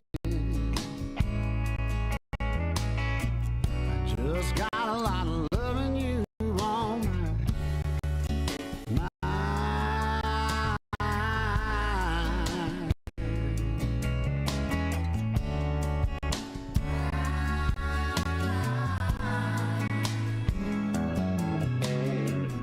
Ever since this morning, I've been wondering how you do that thing you did last night. Well, well.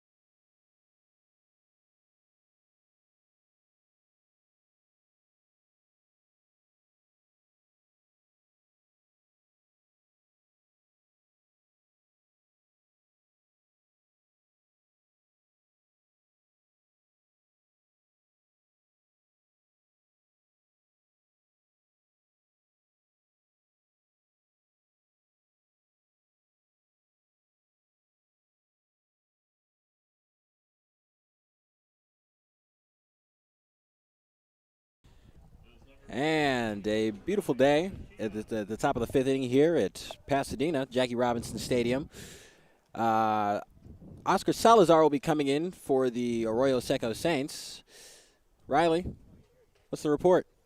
Actually, Angel Escobar comes in for the Arroyo Seco Saints, and this has been a guy who's come out of the pen pretty consistently for the Arroyo Seco Saints so far this season as he gets a first pitch line out there to Cannon King. But Escobar, the junior at Mississippi Valley State, 8 appearances all out of the pen. Like we mentioned, one of the most consistent guys, 8 in the third inning, short reliever, 1-0 record with a 3.2 ERA. Yeah, he does. He likes those curveballs and those off-speed pitches, and that means that there isn't a lot of hard contact generated by batters, which has been his strength. Salazar will throw that pitch outside to have ball 1 to start this at-bat. Caden Lewis now will take the plate, and that will be followed by a Johnny Wrightster to start this inning.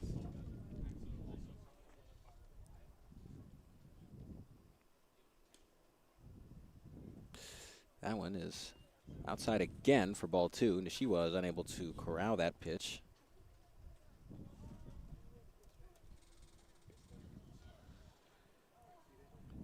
It was Caden Lewis at bat when the rally started for the Philippines baseball group at the top of the 4th. He's looking to try to do the same thing here.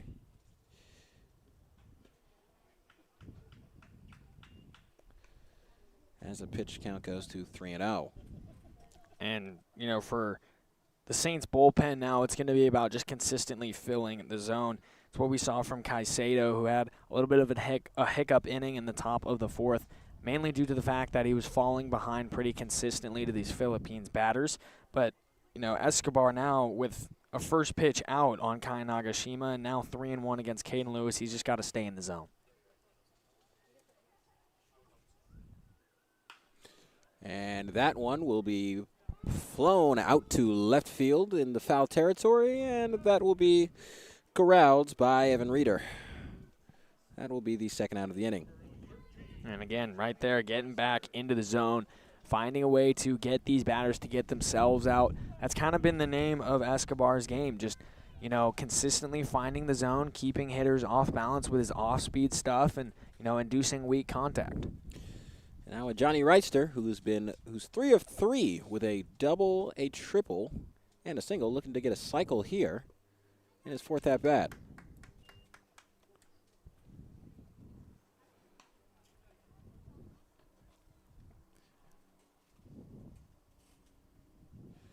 After giving up 3 runs in that previous inning, the Saints are looking to have a clean slate in this one, and they are 1 out away from doing so.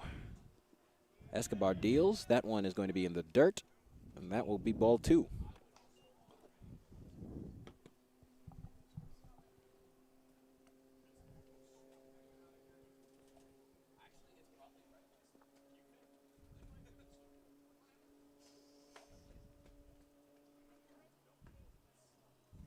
Escobar low again for ball 3.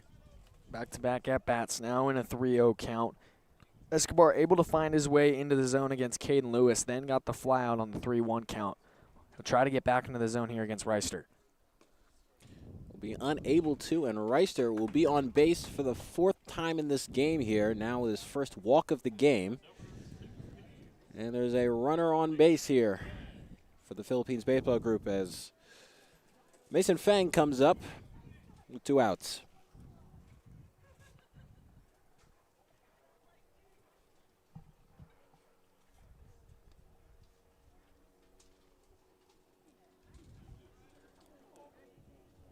Fang has been 2 of 2 here after having a rather rough season. He's had a great game in this one.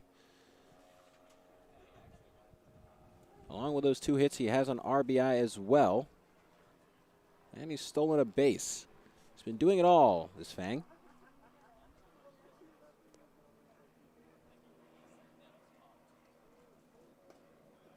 Escobar touches the bottom of the zone there. That'll be strike 1.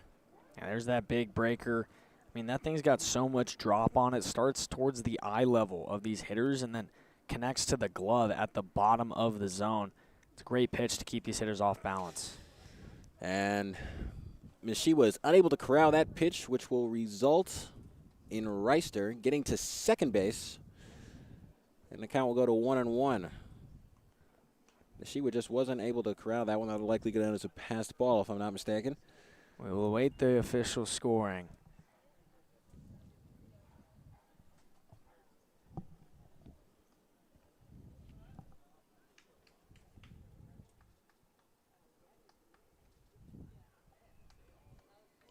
And there's going to be a meeting on the mound. She wants to speak to Salazar or Escobar about something.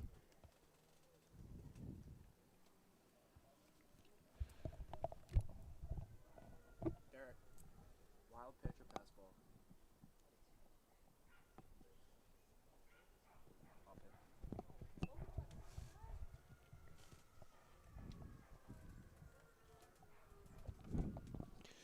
Count is 2-1 here as Escobar will deal again outside with ball 3. It's another 3-1 count here for Escobar. It's the 3rd straight one in a row.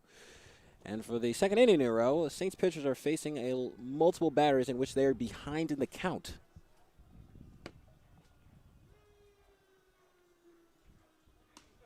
Escobar delivers that one high, and that will be a walk now to load the bases.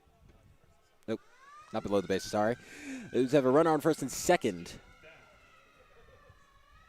Yeah, 2 runners on, but still 2 outs. So Escobar, just got to find his way back into the zone, go get this 3rd one, get his team back into the dugout, and then hopefully the Saints offense going to start putting a little rally together, extend these innings a little bit longer, and start chipping away at the 4-run deficit.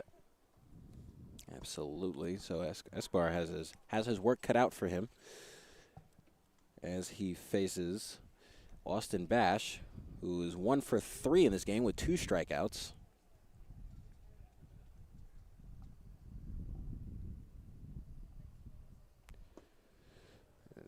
Escobar delivers that one low and inside. Bash has to slide out of the way of it. Brings the count to 1-1.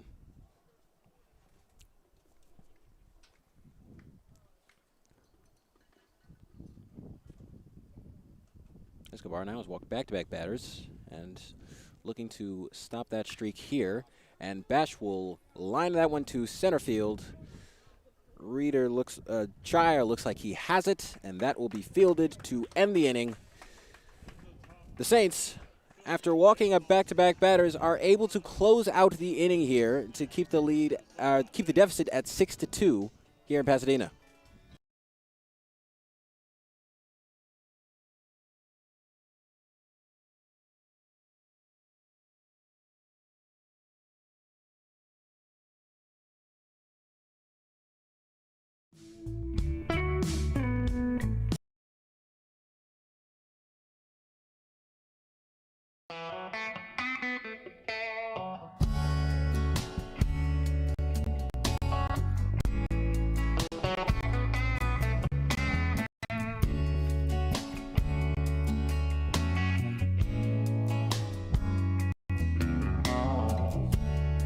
Baby, if I seem a little bit distracted, like I'm in another place and another time. Well, I apologize for the way I'm acting. I just got a lot of loving you on my mind.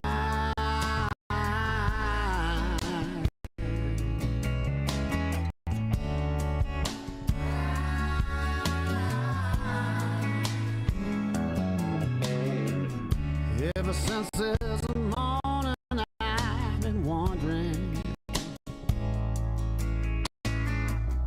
how you do that thing you did last night.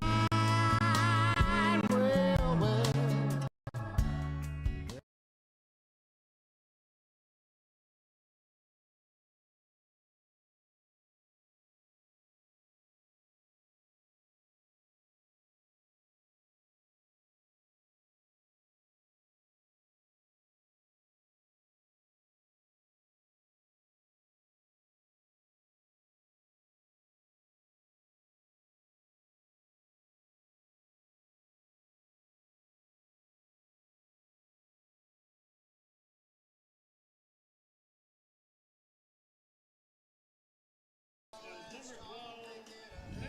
Welcome back here to Pasadena, where the score stays at 6-2 here, where the Saints now going to have an opportunity to try to chip away at this deficit.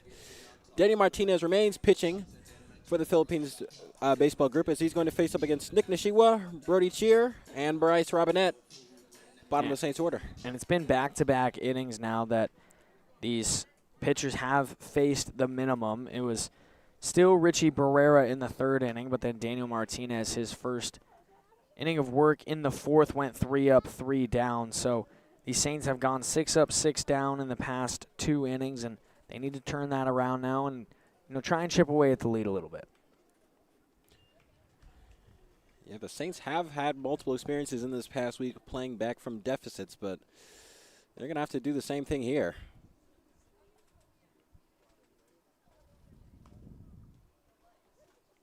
Nick Nishiwa so far is 0 for 1 in this game.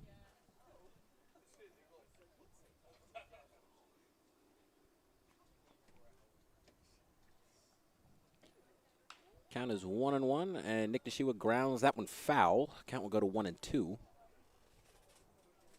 And Martinez using that changeup, left-handed arm against a right-handed hitter. That's that pitch that tails away from Nishiwa, and you could tell by that swing he took way out in front, gets it way off the end of the bat, and he fouls it off to the other side. And if I were to be a betting man here, I'd say he'd go right back to that pitch or go with a fastball inside, try and speed up Nishiwa. Looks like Nishiwa will ground that one to Reister, who will throw it to first, and Nishiwa will be retired to start of this inning. And now for the third straight inning here, the first Saints batter will be retired, and that'll be the 7th straight down. Now, Brody Cheer, my mistake, will now be up now. Cheer is also 0 for 1, looking to get his first hit of the game.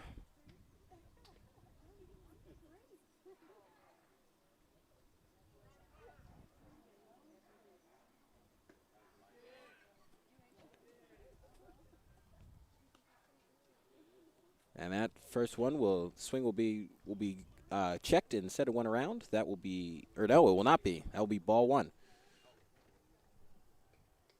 No, it was strike 1. That's my mistake. And Cheer will line that one to first base, but that will be fielded cleanly by Seltz. And that will be the second batter retired of this inning.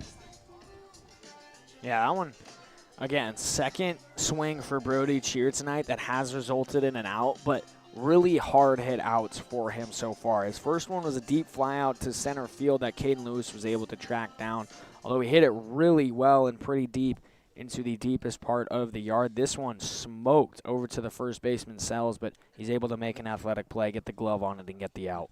Yeah, Cheer's been getting hard contact, just hasn't been getting good luck so far. Martinez deals that one low, and that will be ball one for Bryce Robinette.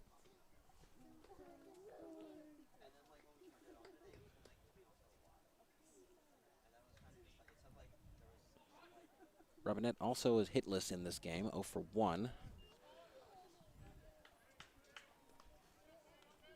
His hitless streak has continued now over the last 3 games. And he went 0 for 2 in his last game against Conejo.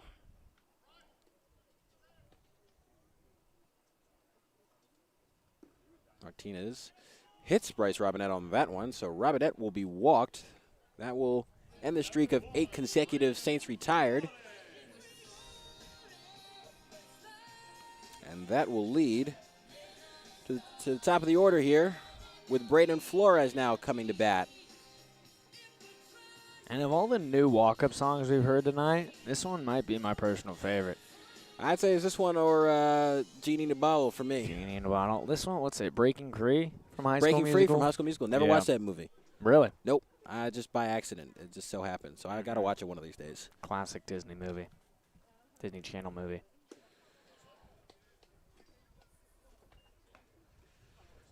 And Martinez delivers that one outside for ball one. I do like that one song from High School Musical 2, though. Go Your Own Way. That's a good one. I don't know that one. I haven't seen any. I but think it's the one first where they're there for the summer or something. Ball 2 here for Martinez. Flores is now up in the count. Very disciplined batter, Flores is. He's only has 6 strikeouts in this entire year.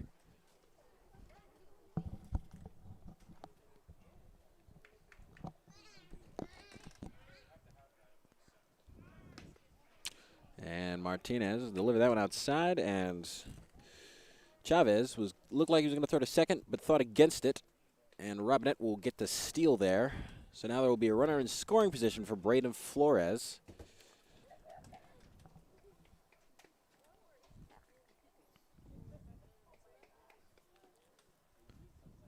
Flores has 25 RBIs in this year, so if there is a man you want at bat with runners in scoring position, he is going to be your guy. Yeah, leads the team in that stat category. Just been so consistent with guys on base and guys in scoring position. Looks to do so again here. Try and cut the lead down a little bit.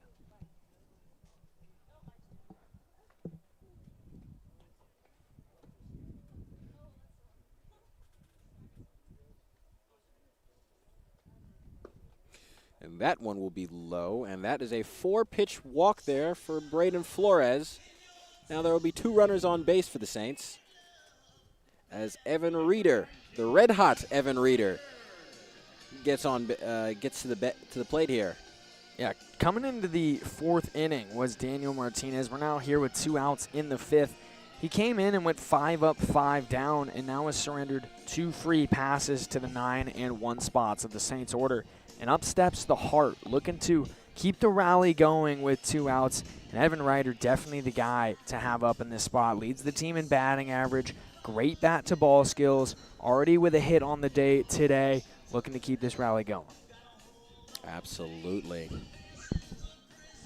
And it looks like they're going to have a meeting on the mound here with Martinez to try to set him straight before he faces this big at-bat here. Because the Saints are far from out of this game, and if Evan Reeder is able to get a base hit here, perhaps drive a runner home, that could be the spark that the Saints need to get back into this game. Absolutely, and I mean, once you get that first one across, once you've gone a couple innings quiet, you just look to compound that offense, keep it going inning after inning after inning. We're about halfway through this one, so there's still plenty of ball game left. And Martinez's first offering will be in the dirt here. After a 4-pitch walk, he starts this at-bat with another ball. And the count will go to 1-0. It's now 8 straight pitches missing from Daniel Martinez.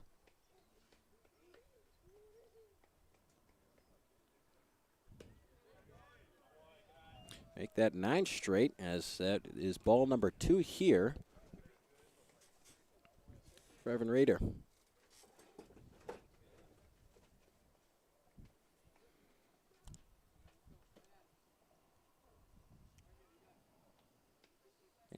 contact hitter like Reeder, he revels in having an opportunity to be ahead in the count like this. As that offering is also no good, low in the dirt outside. Count will go to 3-0. I would bet my life savings right now that the take sign is on for Evan Ryder. I would believe it. I would believe it.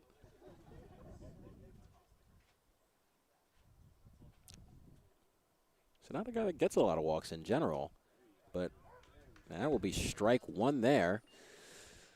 Good pitch in the corner. The count will now go to 3-1.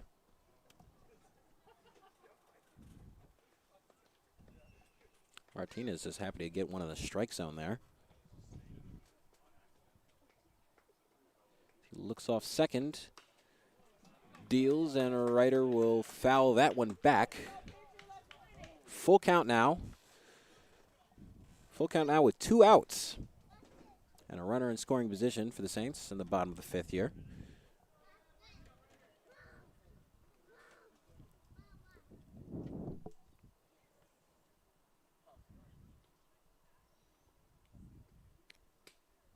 Payoff pitch for Martinez.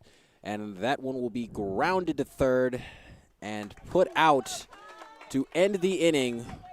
Runner in scoring position, but Evan Reeder is unable to convert. The score will stay 6-2 here in Pasadena. Saints trail.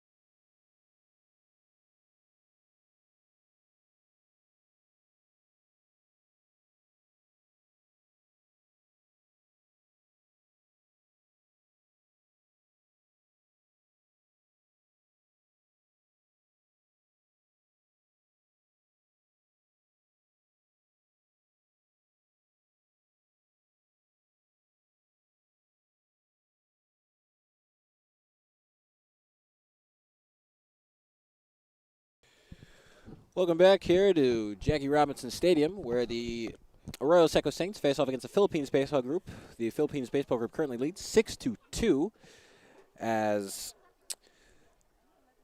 Isaiah Chavez now comes to bat. Angel Escobar will be back on the mound here for the Saints after having a scoreless 5th.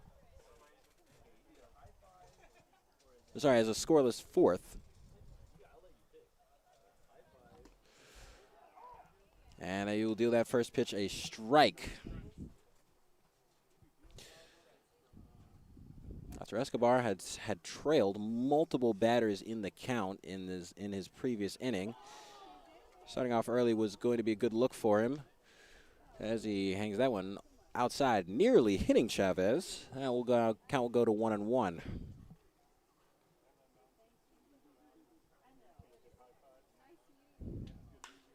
And Chavez will fly that one to center field. Chire will be under it. And that will be the first out of the inning. Chavez got some good contact on it, but wasn't able to drive that ball far enough. And Cheer is able to make an easy out there. Now Hector Pena will be up.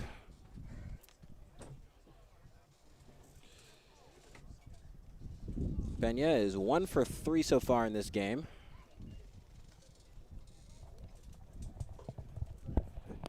Bottom of the 5th or top of the 6th? Top of the 6th, right? Top of the 6th. And Pena will line that one right to Flores, who will flip it to first. And that will be the second batter retired in short order here for the Saints. And now Brandon Sells will come up with 2 outs already here. Angel Escobar not having to exert all that much effort, only a few pitches in this inning.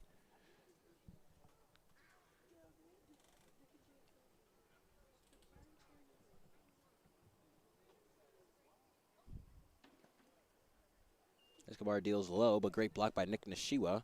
That will be ball 1.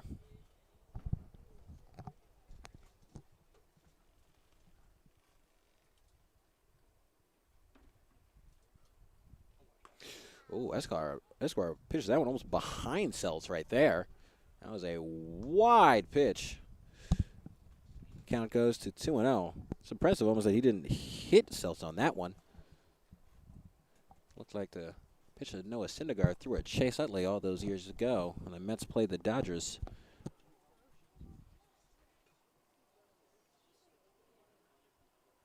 Escobar delivers that one also inside. That will be 3-0. And after getting 2 quick outs, you know, the last thing you want for Escobar is now to fall behind guys and extend the inning even more than it has to go. Got to get back into the zone, keep attacking. It worked for the first 2 guys, and, you know, you got to keep that same mentality throughout the rest of the inning. Absolutely, and Escobar starts to make his way back into this count there with strike 1.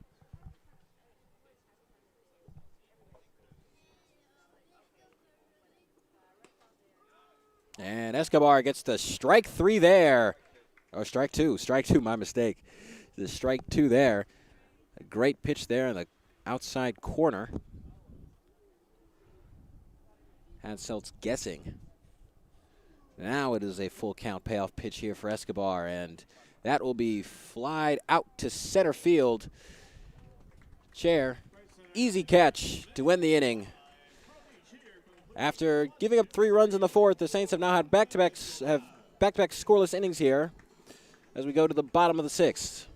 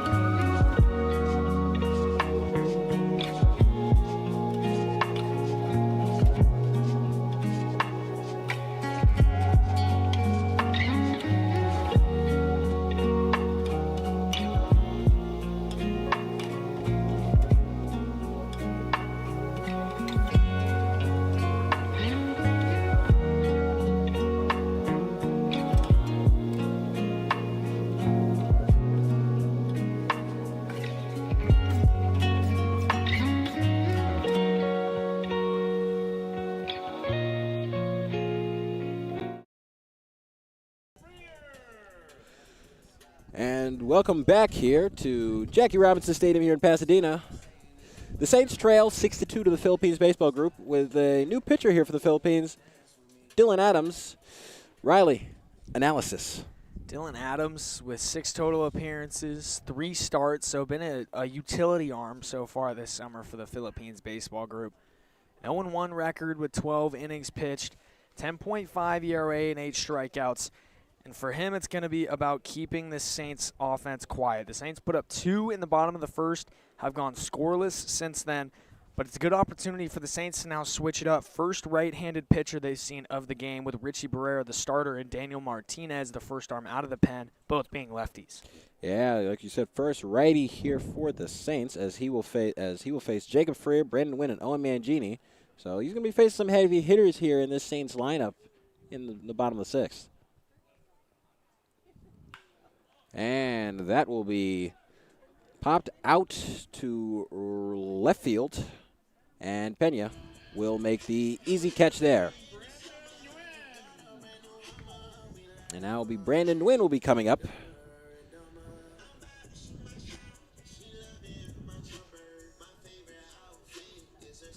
Brandon Nguyen is 0 for 2 with a strikeout in this game.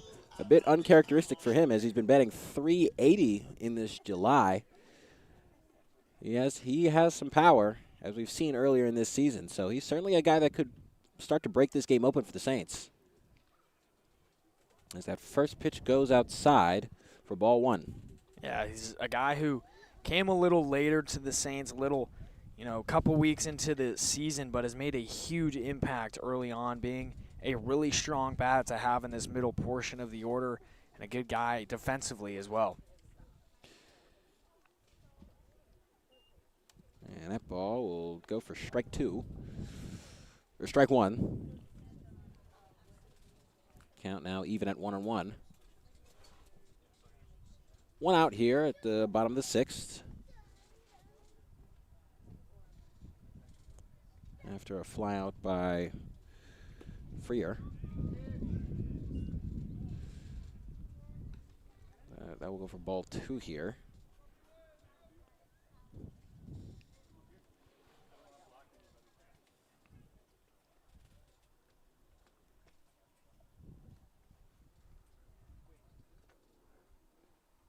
Adams delivers inside, but good for strike 2. Count goes to 2-2 here for Nguyen. Nguyen trying to get his first hit, as stated earlier.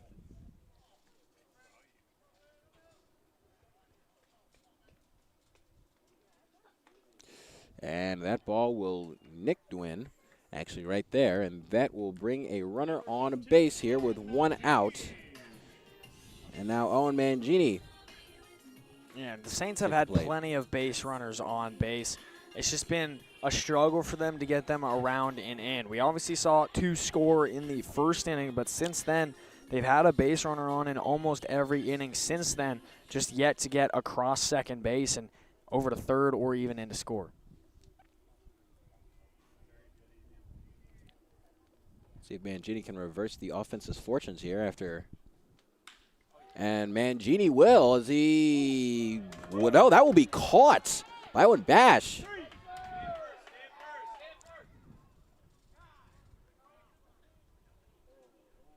What a catch out there in right field by Austin Bash. Scooped that one up before that even touched the ground, but now there seems to be a bit of a kerfuffle here at first base. And that's exactly what the debate is whether that ball hit the ground or not. It was a tough play to be made out there, and at least on first base, it looked like Brandon Nguyen thought he made the grab, or didn't make the grab initially, but then did make it because he started making his way to second, then retreated all the way back to first. The throw went there, and now both Nguyen and Mangini standing over on first base, and neither of them know which one of them is out or not. Yeah, I mean, unfortunately, there's no video review in this game, but from my angle, it looked as if that Bash had made the catch, but obviously Nguyen had a different opinion at first.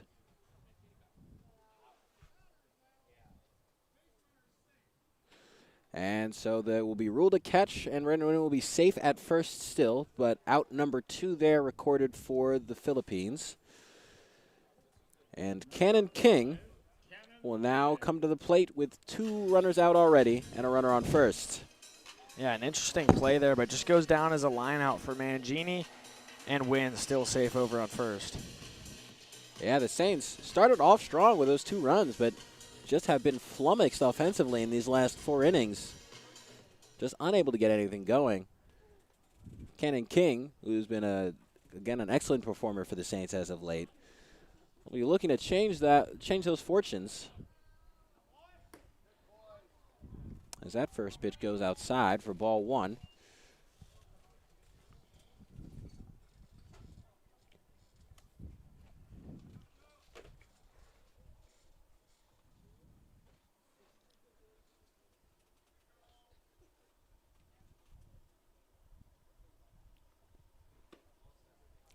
Adams delivers that one low and outside.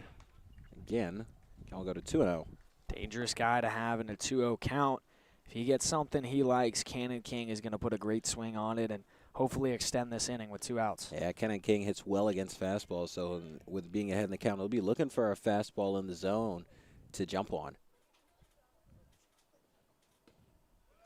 Adams delivers a strike there. King did not swing at that. Yeah, that's the right decision there. 2-0 count. You don't get that fastball. You don't get your pitch.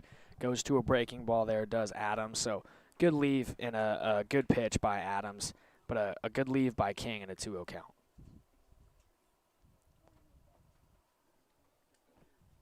Adams delivers another one outside.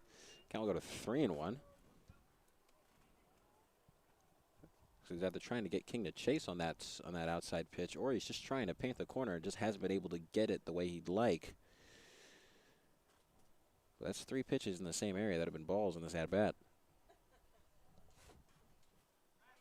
And he will throw home, but Nguyen is alert and safe.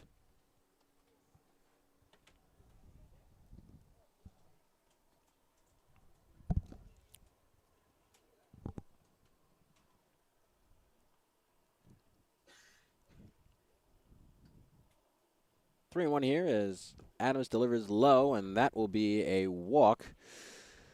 Nguyen will go to second, and Cannon King will go to first here as Nick Nishiwa comes up.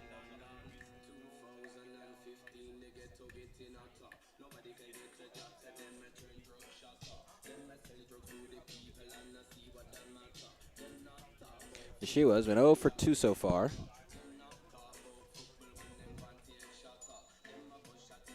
And he's going to have a runner in scoring position.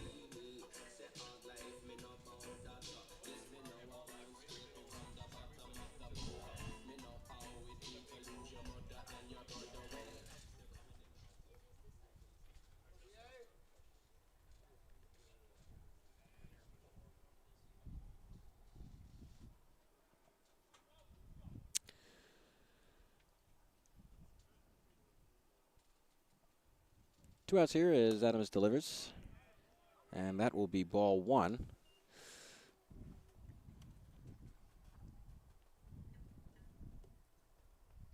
Again, starting behind on the count here is Adams. She's down for the last 3 batters.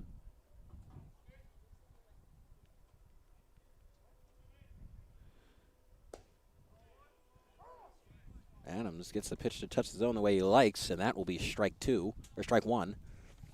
Count goes to 1-1.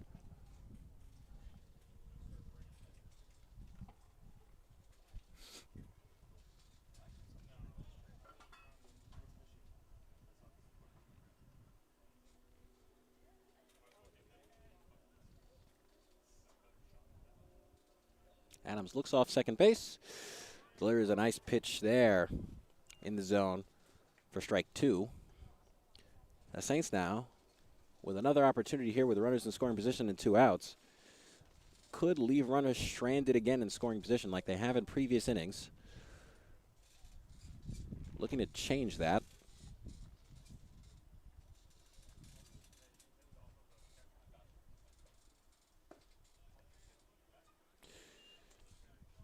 And that will be ball 2 there. Yeah, but that was the pitch that Adams was trying to execute. That low away breaking ball you could see behind the dish.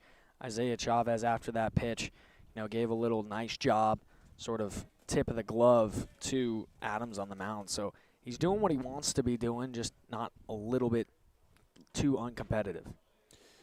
Deals that one inside. Now the count will go full here. She was usually a guy who likes to swing on those two strike counts, but he has been very disciplined so far.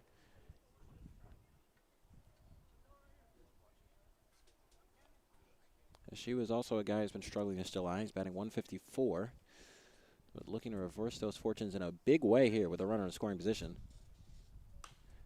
And Ashiba will foul that one off and keep this at-bat alive and keep the Saints inning alive. And this could be a huge momentum swing for Arroyo Seco. Both runners going to be in motion. A base hit would have to score them with 2 outs on the inning, but with them both being in motion, pretty good wheels out on the base paths as well. An opportunity to score 2 runs, cut the lead in half. Absolutely. And that rests on the bat of Nick Nishiwa here. And swing and a miss. Nick Nishiwa will strike out, and runners will be left stranded on base again for the Saints as they go to their 5th scoreless frame here in Pasadena.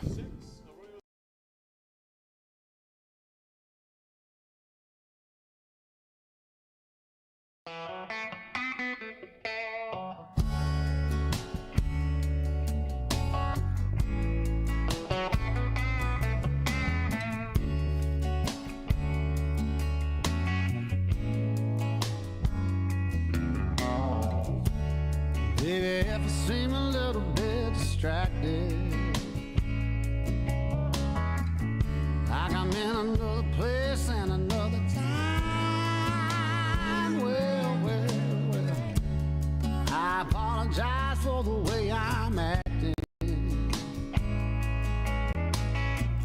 just got a lot of loving you on my mind.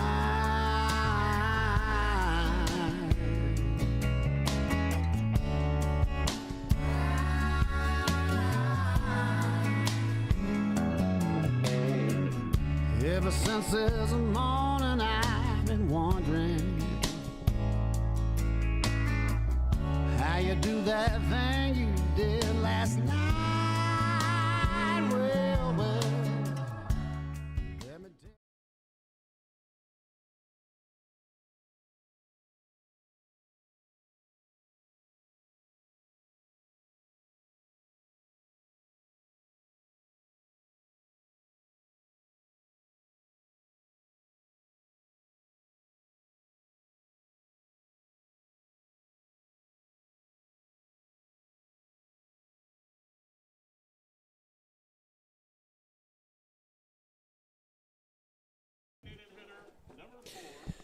The sun is setting here at Jackie Robinson Stadium in Pasadena, and my time is setting as well here as the play-by-play man, as I will give it back to Riley Horn to close out the rest of this game.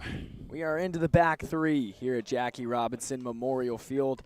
0-1 the count early on. Mays Borgmeyer, who checked in as a pinch hitter in the spot of Nomar Vasquez, though as a designated hitter. So no defensive changes just yet for the Philippines baseball group, who lead by 4 entering the 7th inning after a 1-run first, 1-run second, 1-run third, and then a 3-run 4th inning. Saints putting 2 up in the bottom of the first and have been scoreless since then. Now the Philippines looking to extend upon that lead of theirs, while Angel Escobar out for his 3rd inning is looking to keep them scoreless as he has the past 2. Excuse me, check swing. And down swinging goes Mays Borgmeyer for out number 1. Yeah, it's a quick way to set the tone there for Angel Escobar, getting that first runner out. And trying to keep this game at 6-2, hoping that the offense can answer now for the Saints afterwards. Up steps Kai Nagashima. Takes a first pitch breaking ball for a strike. Nagashima an 0 for 3 day so far. As of right now, an 0 for 15 tenure with the Philippines baseball group. Still looking for his first hit with this squad. Came over from the MLB Academy Barons partially way through this CCL summer. Riley, what do you think your longest hitless streak was? Back when I played,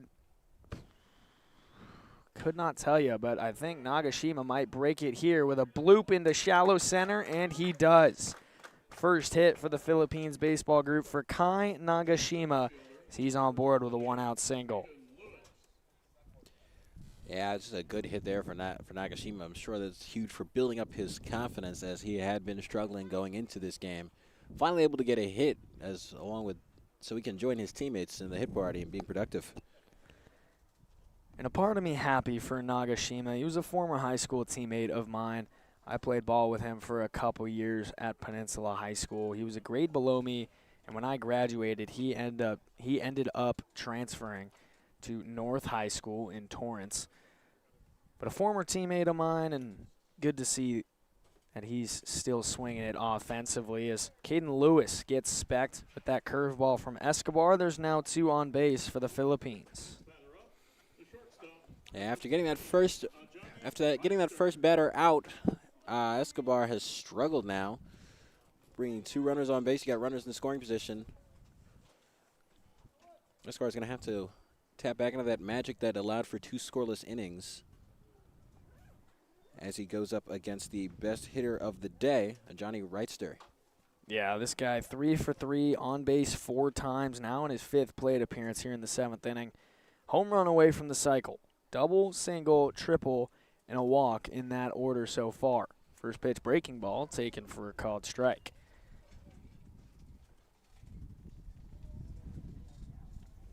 One RBI and 2 runs scored on the day for Wrightster as well.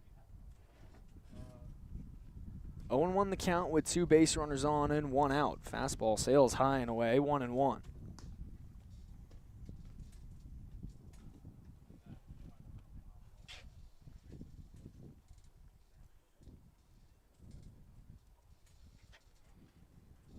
Hey, Wrightster was able to work a walk, I believe, in his last matchup against Escobar.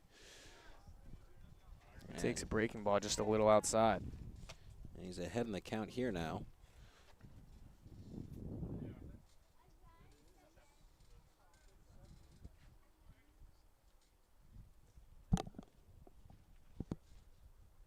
Two-one to Wrightster. In the air to the left side. Chasing after it, Ryder. He makes the grab. Throw back to second base, not in time. But a line out retires Wrightster for the first time today despite a well-struck ball. Yeah, just wasn't able to hit that ball hard enough, get enough good contact there. Ryder was able to get underneath it and get the out there. Now 2 outs with a runner in scoring position for the Philippines. Mason Fung, 2 hits already to his name tonight. First pitch, breaking ball in there for called strike 1. On base 3 times tonight. He's got a 2 for 2 day after a sacrifice bunt in the first, back-to-back singles in the second and fourth, and a walk earlier in the 5th.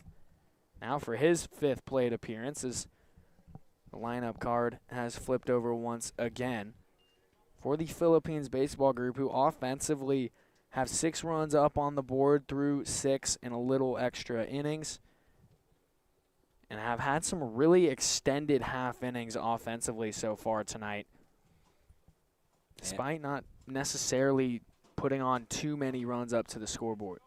No, but this team has been able to work walks. They've been able to get some hits. I mean, guys who haven't been productive for most of this year, just like Mason Fang, have been able to get hits and get on base. Nakashima obviously had his first hit of the year. When you got guys who've been struggling all year starting to produce for you, it does wonders for this offense. And this has not been an offense that has hit the ball very well all year. They're batting under 200 as a team.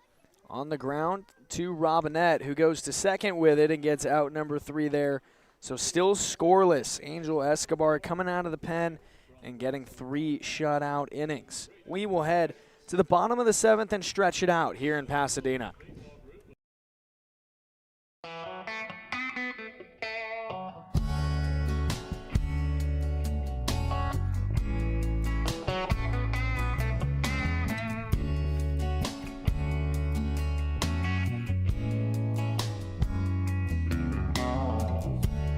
Baby, if I seem a little bit distracted, like I'm in another place and another time, well, I apologize for the way I'm acting. I just got a lot of loving you on my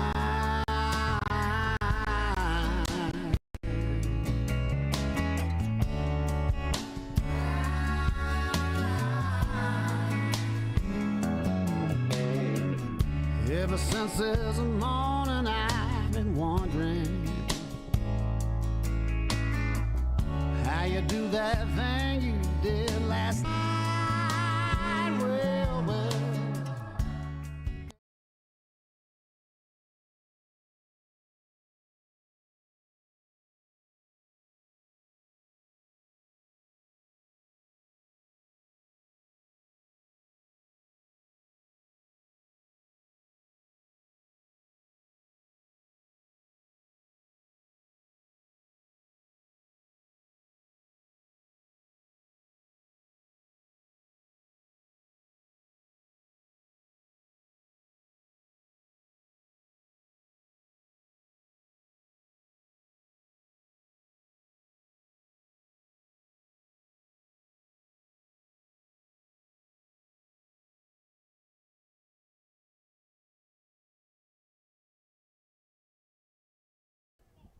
Bottom of the 7th here at Jackie Robinson Memorial Field. As the Saints trail by 4 and look to turn things around with 3 sets of at-bats, at least if the score remains the same. Could be just 2 if they take the lead heading into the 9th. There's a first pitch strike out of the hand of Dylan Adams, who's out for his second inning of work. Through his first one, gave up a couple base runners but no hits, 1 walk and 1 hit by pitch. Left both of them stranded, however, and got out of the 6th inning without allowing a Saints run. 1-1 now the count to Brody Cheer, who's followed up by Bryce Robinette and Braden Flores.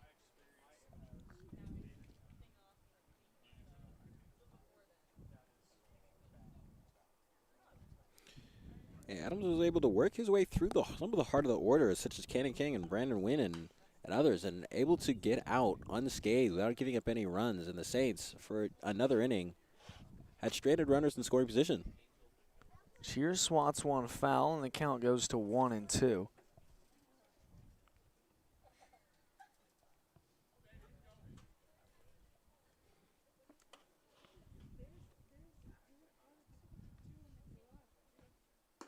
And one high and away, count evens up. Cheer with an 0 for 2 day so far, a fly out and a ground out. Saints about to be in their 4th time around the batting order. Come Braden Flores and 2 batters currently in the hole as of right now. Philippines already about halfway through their 5th time around. 6-2 the score, and handful of extended innings on the Philippines offensive side that the Saints haven't had as much luck with. It's been pretty quiet offensively for them since that first inning where they scored 2. Couple of base runners on base. They're staying patient, taking their walks. Couple of hit batters as well, but no hits since the starter Richie Barrera has exited the game.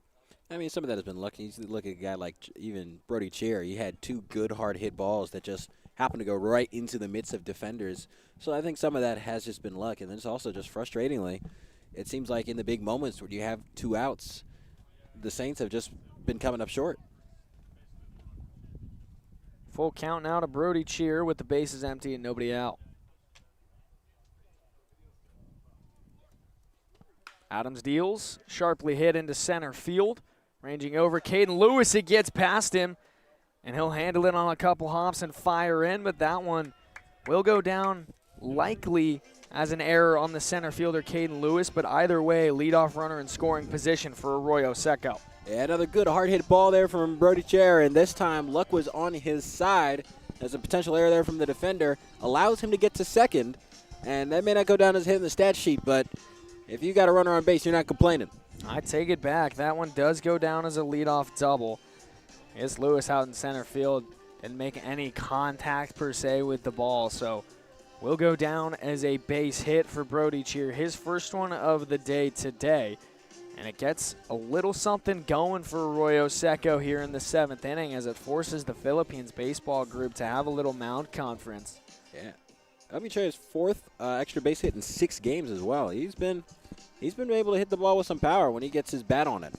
No pitching change going to be made for the Philippines, although it does look like there's some action going on down in their bullpen. Tough to tell exactly who, but a couple guys down there throwing. Looks like a lefty and a righty currently playing catch as of right now. Doesn't look like there's anybody pitching off the mound. But we will await to see how long Dylan Adams remains in this game. First hit given up for him with the leadoff double by Brody Cheer. Now down to Bryce Robinette. That one's down low, and he goes ahead 1-0. Hitless tonight is Robinette, on base once with a hit by pitch.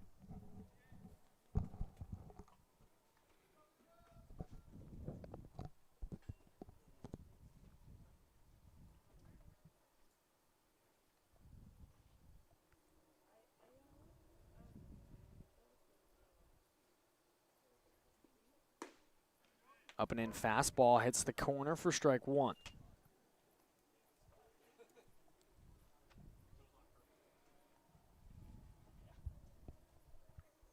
Yeah, good pitch on that inside corner there.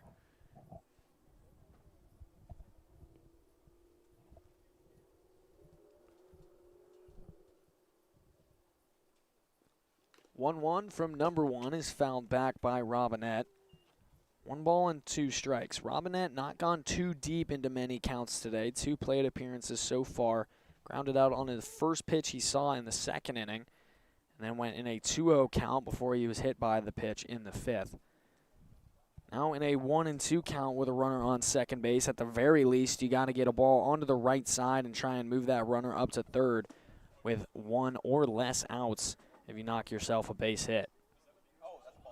And that'll be a balk by Dylan Adams, whose front foot came down and caught the dirt a little bit early, lost his balance, and didn't even deliver the pitch. So Robinette's job has been done for him. Runner up to third base with nobody out for Arroyo Seco. Yeah, this is a golden opportunity here from the Saints. They're going to have 3 opportunities to bring that man at third home and cut into this deficit. That's a fly ball to right field. That might get the job done. Coming in on it is Bash. He makes the catch. Runner tags. Throw to the plate in time to gun down Brody Cheer. What a throw from the outfield by Bash. Just got that one, gunned that one to home just in time, right as Cheer was coming home. Looked like he was safe for a second there, but it looks like the catch was there in time. And that's going to be 2 outs and a big relief there for the Philippines and their defense. And now the day of Dylan Adams will be done. The Philippines will go to the pen with 2 outs here in the 7th inning. We'll take a quick break and be right back after this.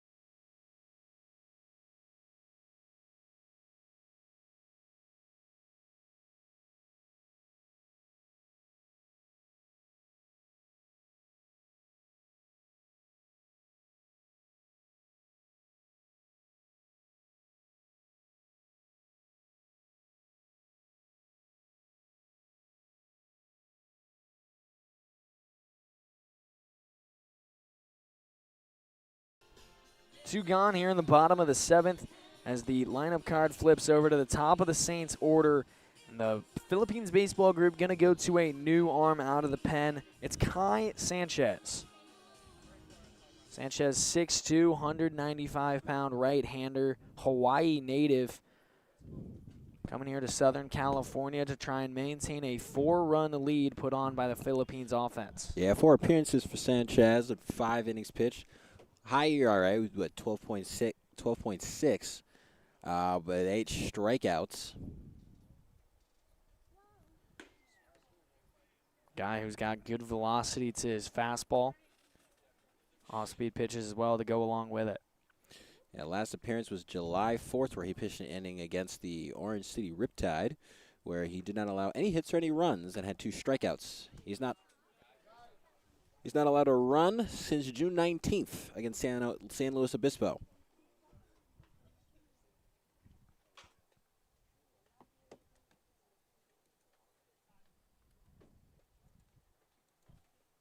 The 2-1 pitch is swung on and missed by Flores.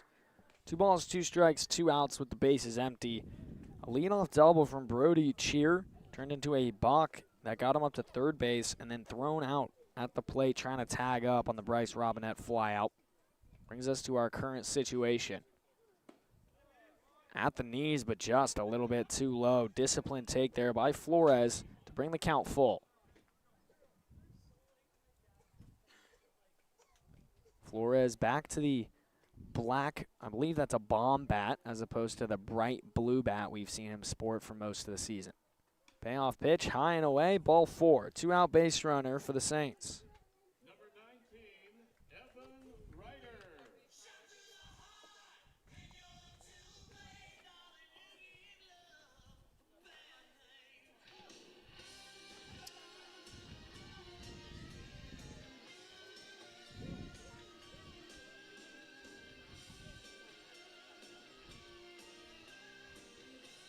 Here comes the highest average on the Arroyo Seco Saints offense in Evan Ryder, who's got a 1-for-3 day so far, which turns out to be a .333 average for tonight's game, which actually drops his season average, despite having a pretty solid performance so far tonight. Came into tonight .360 with the average, a home run and 15 RBIs on the summer, a single back in the first inning that he would score a couple of at-bats later, with a couple ground outs as well in the 3rd and 5th. 4th plate appearance for him on a 1-for-3 day. Pick-off attempt from Sanchez on the mound. Back in standing is Braden Flores after he walked just a plate appearance ago. Yeah, it's going to be a big at-bat here for Reeder. As, again, the Saints are still trailing here 6-2. 2 outs here at the bottom of the 7th. And with a fresh pitcher. I went a little bit inside, 1-1. Philippines started with Richie Barrera, the left-hander, who went 3 innings, giving up 1 earned run, but 2 total runs on 3 hits with 2 strikeouts and a walk. Then in came Daniel Martinez, another southpaw, who went 2 shutout innings. Dylan Adams with 1 2/3 shutout innings. Now Kai Sanchez looking to pick up just 1 out here in the bottom of the 7th. With already 2 gone. Broken bat, foul ball. Having to get a new piece of lumber is Evan Ryder.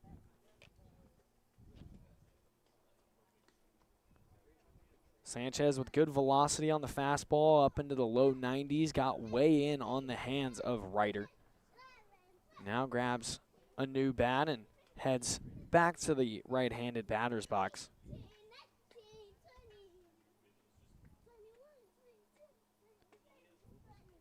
One and 2 count. Sun now fully set here in Pasadena. Lights blaring on here at Jackie Robinson Memorial Field. Great night here in Pasadena, as it always is, with warm temperatures and slight breezes. 1 and 2, fouled off again into the net. We'll do the 1-2 pitch again. Keeping this at-bat alive here is Reeder. And this is once again a situation where he's more or less keeping the inning alive as the Saints try not to go 6 scoreless innings after scoring 2 runs in the first. 1 ball, 2 strikes, 2 outs. Braden Flores over on first base. Another pickoff attempt. Back standing, and the ball squirts past Sells. Flores now going to try and chug out third base. He will get there with plenty of time. Ball just now being retrieved. And a array pickoff throw puts Braden Flores 90 feet away. And earlier in this game, the Saints had tried to do this, tried to pick somebody off at first as well, and that's when they missed the pitch. That's when they missed the throw, and I believe it was Pena who ended up stealing second as a result. And here now, after a botched defensive play from the Philippines, Braden Flores is 90 feet away from home. 1 and 2 to count to the 2-hole hitting Evan Ryder. 6-2 ball game here in the bottom of the 7th. The pitch on the ground, to the right side. Couple of hops for Mason Fung, who throws over to first base for out number 3. Saints going 6 straight scoreless innings offensively, looking to turn it around, but first, he'll play defense come the top of the 8th.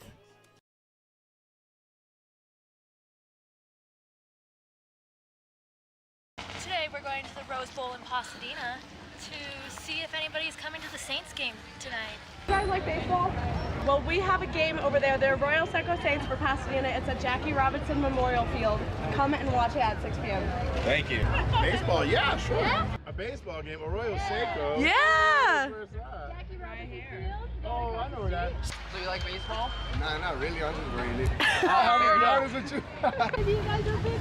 Yeah. Baseball game? Yeah, we got a baseball game happening at the Jackie Robinson Field at 4:30. Yeah, we'll come out for sure. For sure, okay. We'll be there. We'll be there. Yeah, go Saints, go Saints.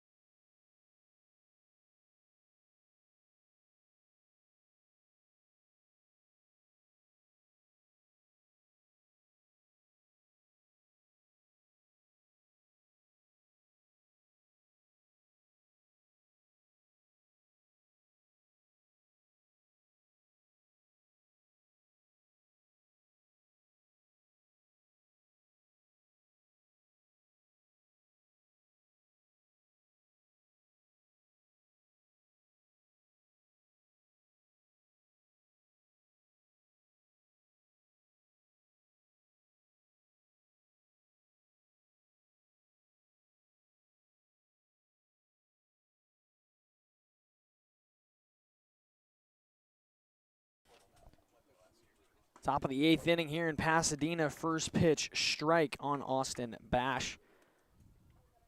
The new arm on the mound for the Arroyo Seco Saints, Christian Martinez. Right-hander, fourth right-hander of the day. Third arm out of the pen for Arroyo Seco. Now in a 1-1 count. And Martinez has only pitched 1 inning this season, and he had 1 strikeout. So not a lot to go off of, but Martinez is in the transfer portal, played last season at Stony Brook. Looking to improve on his resume as he's looking for new schools.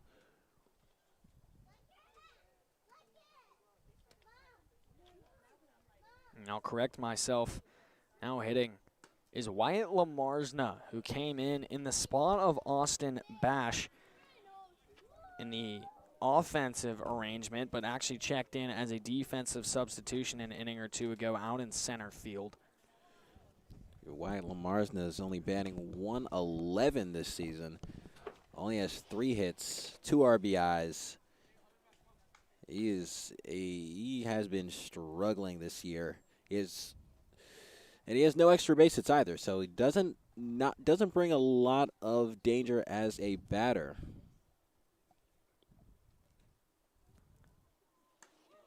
Ball 4 upstairs to Lamarsna, who again came in for Austin Bash. The starting center fielder in Caden Lewis has now slid over to right field to take the spot of where Austin Bash was, with Lamarsna now in center, and he's aboard as a leadoff base runner for the Philippines baseball group.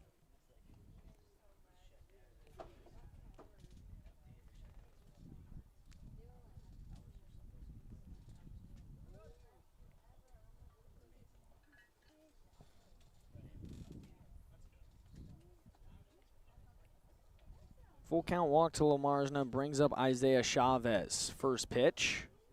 Upstairs, ball 1. Chavez been a patient batter so far today. Got a walk and a double with a pair of flyouts, but he's gone pretty deep into a couple counts so far tonight.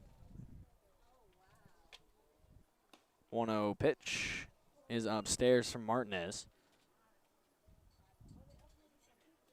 And Chavez is one of the guys that came into this game struggling throughout this year, and has had a really good game. Again, getting on base and getting hits. And this is part of the reason, of course, that the Philippines baseball group is up 6-2 right now. A run scored for Chavez today came on his double in the third inning.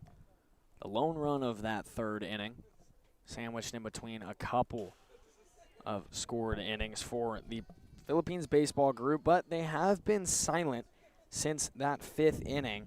It was Angel Escobar who came in that fifth inning and shut them down, went 3 shutout innings, gave up just 1 hit, 2 walks, a strikeout, and a hit by pitch, but no runs across the board. Gave them their 3 scoreless innings. Runner goes, swung on, foul tipped. So that runner will have to retreat. Lamarsna back to first. Isaiah Chavez 2-2 the count. Yeah, Chavez only had his 2nd extra base hit of the year earlier with that double, actually.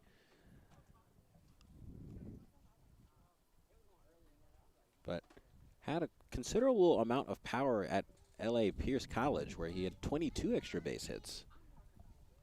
2-2 pitch, froze him. Called strike 3 on the breaking ball. 1 gone here in the 8th inning.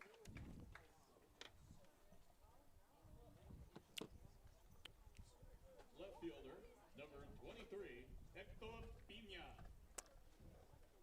Up steps Hector Pina, whose first at bat had an RBI single. Since then, grounded out 3 times. 1 gone here in the 8th inning with a runner on first base. He takes off, pitches low and away. No chance to get Lamarsna at second. He steals second base and puts himself into scoring position.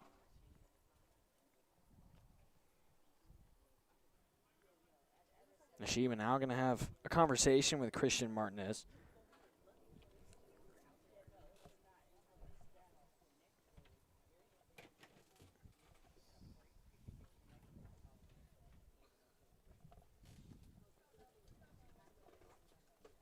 Pretty long conversation between Nishiba and Martinez, but they break it up and will resume play. You know, this Philippines baseball group has had arguably their most amount of success against the Arroyo Seco Saints, currently leading 6-2 here in the 8th inning. The last time these two teams squared off a month and a day ago, it was a 13-12 shootout between these two teams that nearly ended, or rather continued, in a tie ball game in the top of the 9th, if not for a heroic walk-off throw from Carson Panarisi out and left to throw down the would-be tying run at the plate. It was an incredible play, outfield assist that will go down for the ages for the Arroyo Seco Saints. And the Philippines baseball group now in line to pick up their first win of the season. 0-19 the record so far this summer as a CCL affiliate. Yeah, it has been not a lot of highlights in this season for the Philippines baseball group, but they're going to have an opportunity to have one here towards the end of the year with a shot to get their first win if they can close out these last 2 innings. And we've seen the Saints have late game heroics before. Even like I said, last Saturday against Conejo, they were down 4-0 on the top of the 9th, and they scored 5 runs in that 9th inning to take the lead and ultimately end up winning that game. So you can never be too careful with the Arroyo Seco Saints because they can put up runs in bunches. But in these last couple of games, even the 4-0 win they had against Conejo last game, they had 3 runs to start the game, and then they only had 1 run for the rest of the game. They were quiet for 7 of the next 8 frames. Their offense has been a bit inconsistent here in these last couple of games. It's been a little bit of a inverse switch for the Arroyo Seco Saints offense throughout this summer. I'll explain in a second, as that one's a called strike 3 on the corner. Back-to-back backwards K's picked up by Christian Martinez, 2 gone. Got him on the same pitch as well, but in the month of June, it seemed mostly that the Saints offense took a little while to warm up into ball games, going about the first 3, 4, 5 innings, and then started getting the runs up in the second half. Now, in the month of July, it's more so been the runs coming on a little bit earlier on and then going a little bit more silent in the back half of games. The Saints have been very hot in the month of July. 6-3 records so far throughout their 9 games played this month. And they need to maintain that winning pace in order to get themselves back into the playoff picture. 3.5 games behind the MLB Academy Barons as this one's in the air to right field off the bat of Braden Sells. Making the grab is Cannon King for out number 3. Leadoff walk stranded at second base, and the Philippines stay scoreless for 4 innings straight. Saints trying to chip away at the lead.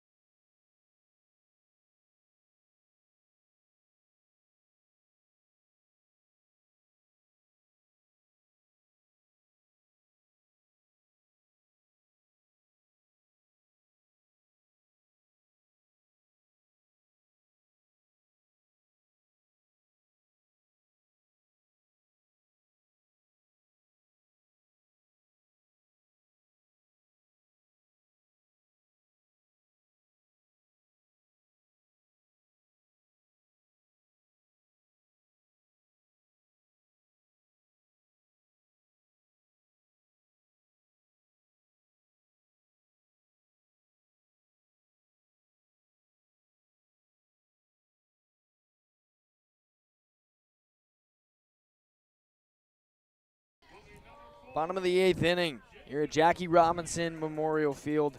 Saints chasing 4 runs here and have been scoreless for the past 6 innings straight. Looking to change that up with the heart of the order up first. Jacob Freer in the 3-hole, followed up by Brandon Wynn and Owen Mangini 4 and 5 spots respectively. Looking to spark something here in the bottom of the 8th.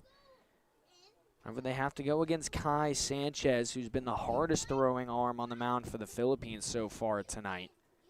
Came in with 2 outs last inning, got just that 1 out, surrendered a walk, but then got the ground out of Evan Ryder to end the inning.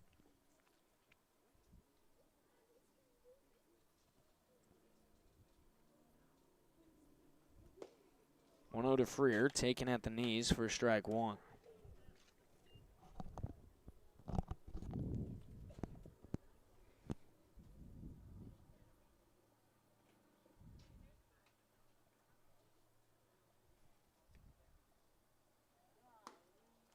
That one upstairs. Freer back ahead, 2-1.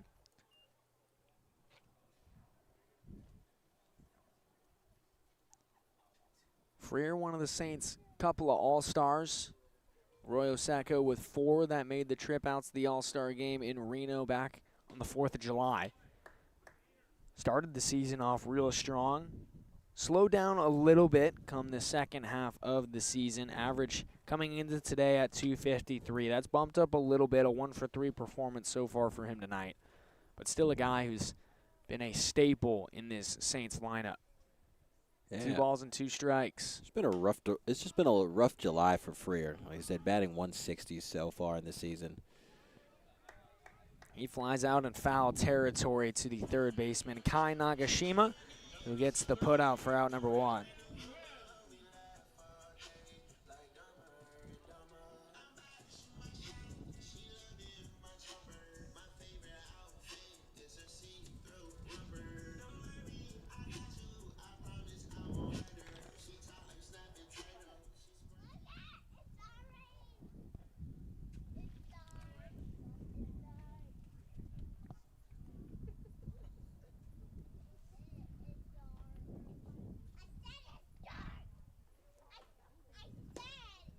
First pitch to Brandon Wynn, taken downstairs.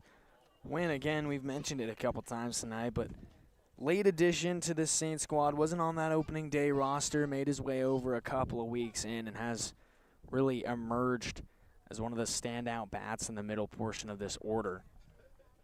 Came in early, showed off the pop, shows off the average. No hits so far tonight, 0 for 2 performance.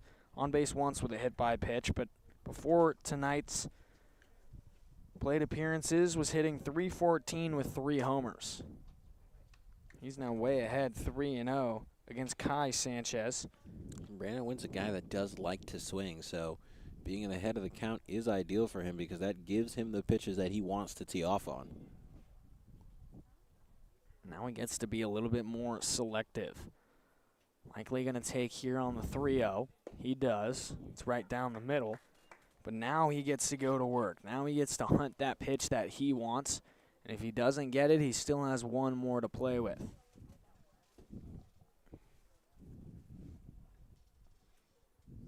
Three-one pitch. Way high and away.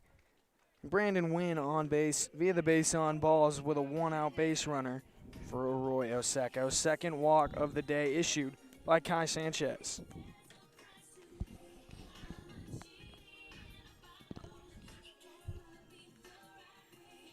Yeah, Brandon Wynn didn't really get any pitches he wanted to. He really had a shot at swinging at, but he's still able to get that walk, which is ideal.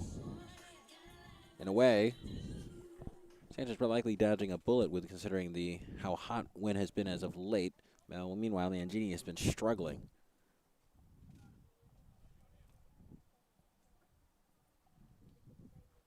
First pitch from Mangini. Taken for a strike.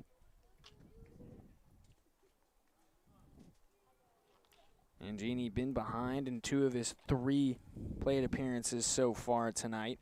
Lined out on the first pitch in his 3rd one back in the 6th inning. Behind here in his 4th plate appearance as well. That one's way low and away.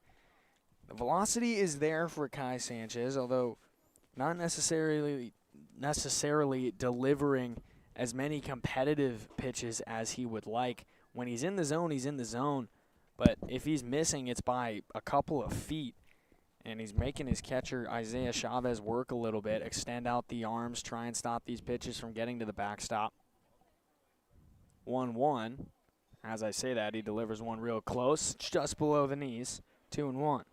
Yeah, good eye from Owen Mangini there. But yeah, that was a very, very good pitch. But better eye from Mangini.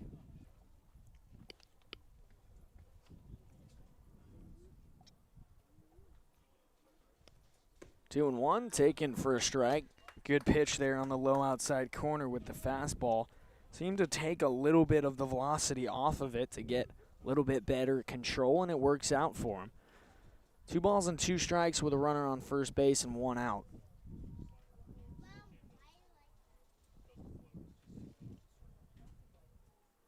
Couple of hops off first base for Brandon Wynn, but he retreats.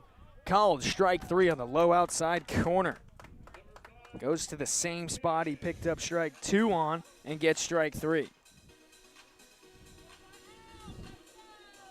Yeah, that'll be the 3rd strikeout for Owen Mangini here in this game. Just has not been his night at all.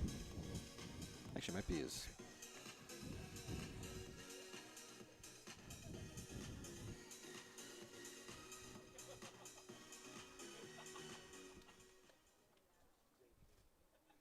Two gone here in the 8th inning for Arroyo Seco. Still a runner on first base. Big hack on the first offering. Gannon King, guy with good thump in that bat. Team leading 5 home runs for the Arroyo Seco Saints this summer. Trying to send one out of the park with that swing on the first pitch. And King is a guy who gets a lot of barrels on balls. He hits them hard. And so runner goes. He gets good contact. And it's fouled off, so having to go back to first base is Brandon Wynn. Gannon King and an 0-2 count, excuse me. Still a relatively good day for King after a 3-hit performance last night. 1 hit with 1 walk as well. On base 2 out of 3 times, 1 for 2. And an 0-2 count now against Kai Sanchez.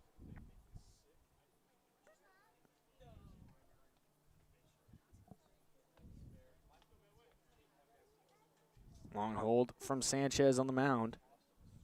Now comes to the plate. It's up in the eyes of King. That's often where these high velocity guys can get you, is going up in the zone, speeding things up on hitters, making them think it's going to be a decent enough pitch to swing at, but it just rides up in the top of the zone, gets above the hands, and from a hitter's perspective, if you're swinging, it's tough to get out of that swing mode as that one's in the ground. Skips away from Chavez. Up to second base goes Brandon Wynn.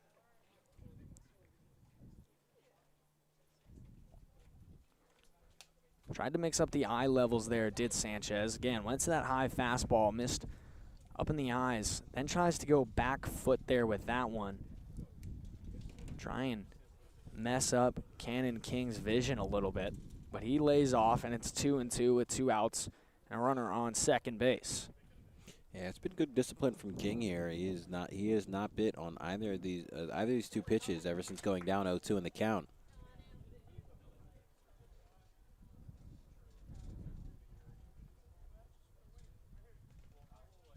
6-2 ball game here in the bottom of the 8th, with Cannon King having an opportunity to get another one on the board for Arroyo Seco. Guy Sanchez comes home, and it's swung on and missed. Sanchez retiring the side and stranding another base runner into the final frame here in Pasadena.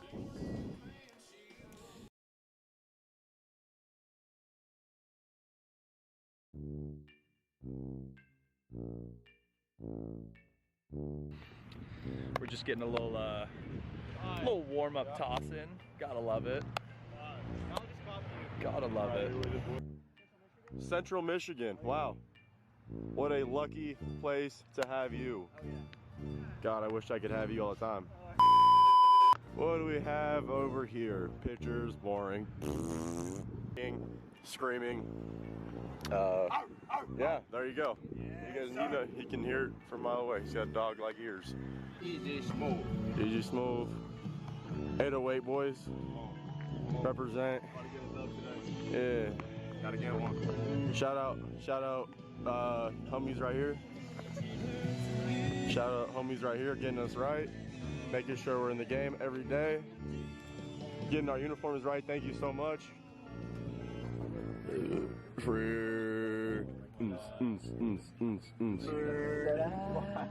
are you looking at, Keon? Easy smooth. Easy smooth. Easy smooth. TV off, turn his TV off. Turn his TV off.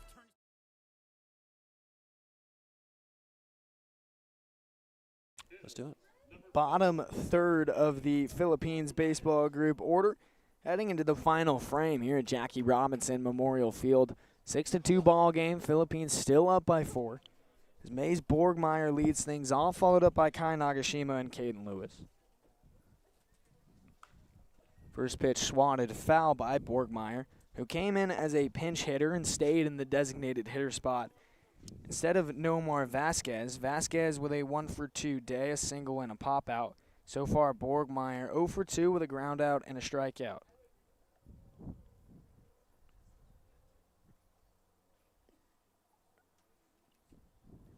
0-1 the count, and that one's upstairs.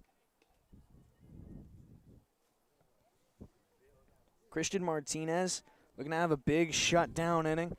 Try and keep the shutdown streak that he and Angel Escobar have put on this Philippines offense. 1-1 fouled straight back, wedgie right into the fence, 1-2. Yeah, Martinez hasn't given up a run all season in his limited time here as a Saint.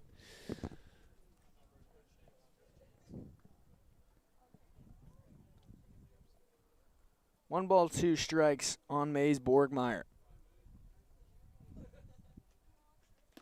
Martinez called strike 3. Right at the knee line, and he goes down looking, 1 gone. Number 43, Kai Nagashima.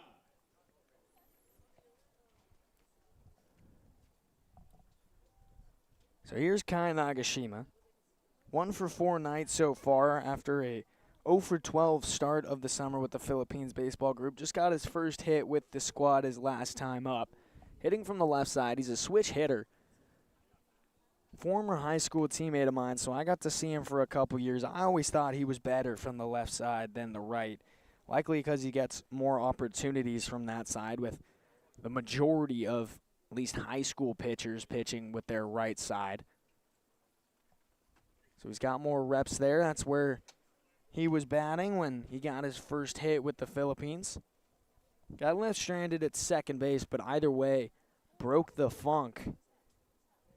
And now is going to be a little bit higher on the confidence levels heading towards the rest of this summer as he takes a mean hack at the 1-1. Nagashima, a guy verbally committed to University of Hawaii as a freshman in high school.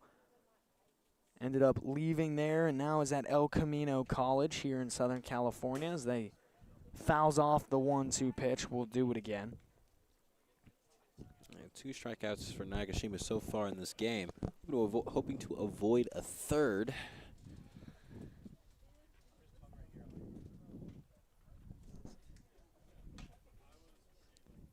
Couple of shakes now from Christian Martinez.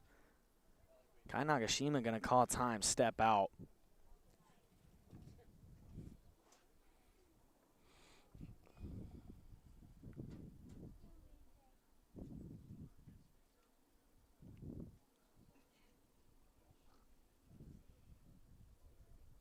The 1-2 pitch is swatted the other way, and it tails fouling out of play. Nagashima giving good fight so far here against Martinez. His first at-bat against the 4th arm used by the Arroyo Seco Saints. It was Cash Carroll, the starter, Colin Caicedo, first arm out of the pen, Angel Escobar, and now Martinez. On the ground to Flores, who handles it and gets out number 2. 2 up, 2 down so far here in the 9th inning. Philippines seeking some more insurance runs to tack on in the final frame. Arroyo Seco going to have a job to do in the bottom of the 9th. Try and extend this one, if not walk it off. And Caden Lewis is the man who started the first run for the Philippines here. At bat to try to keep this inning alive now. 2 runs scored for Caden Lewis on the day so far. Been on base twice by the hit by a pitch, once with an error. So he's hitless, but on base 3 times so far tonight. Up in the on-base percentage, but not the batting average. Lewis with the average just below 100, so not having the summer he's been looking for, but definitely a guy who's had a huge impact tonight. Getting on base a handful of times, scoring a couple of runs, helping give the Philippines their 4-run lead. Absolutely, and he was coming this game, and he's still batting .097. So he has definitely been struggling this season. But being able to get on base twice and get 2 runs is still proving to be very valuable for the Philippines. 2 balls, 2 strikes, 2 outs in a 6-2 ball game here in the top half of the 9th inning. Nobody on base, with Christian Martinez delivering. Called strike 3. 3 up, 3 down, 2K inning for Christian Martinez in the top of the 9th. As we head to the second half, Saints looking to walk it off.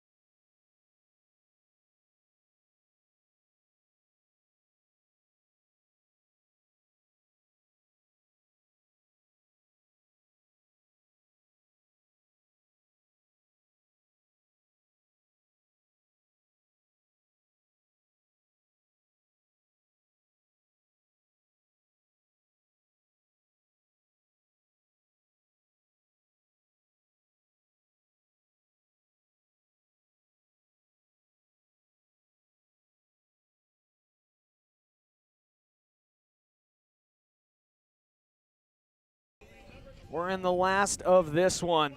Bottom of the ninth, Saints down by 4, looking to pull off a pretty good miracle here as a new arm enters for the Philippines baseball group. Ethan Tondag, not in a save opportunity, up by 4, but looking to slam the door shut on the Arroyo Seco Saints.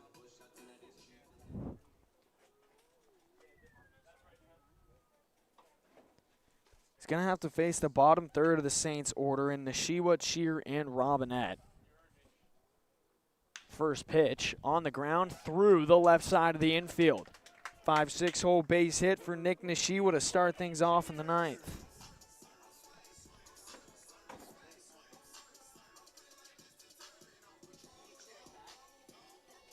The Saints potentially one swing away from tying this thing up, down by 4. Going to need a lot of offensive work to get there against the potentially last reliever of the day for the Philippines in Ethan Tondag. Going back to the lefty are the Philippines. They went a lefty to start it in Richie Barrera, then lefty first arm out of the pen.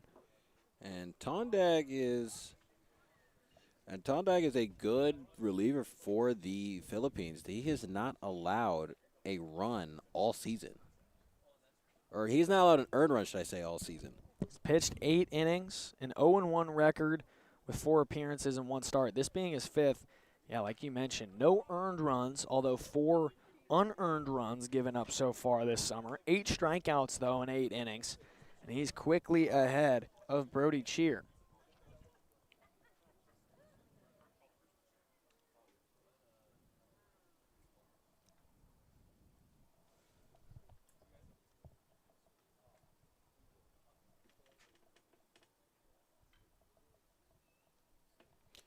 Tondag likes to use the four-seam slider, changeup, and a curveball.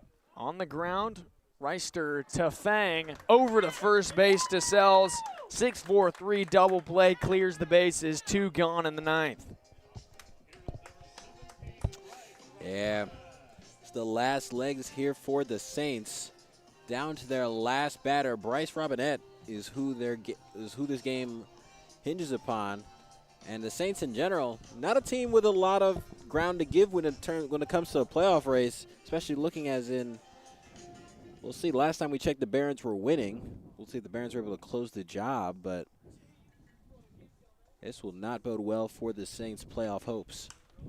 First pitch swinging is Bryce Robinette. He fouls it out of play into the bleachers. 0-1 the count with 2 gone and the base is empty. Saints need a 2-out miracle here to even extend this one, let alone take the lead. We've seen them come from behind before, but this would be something else.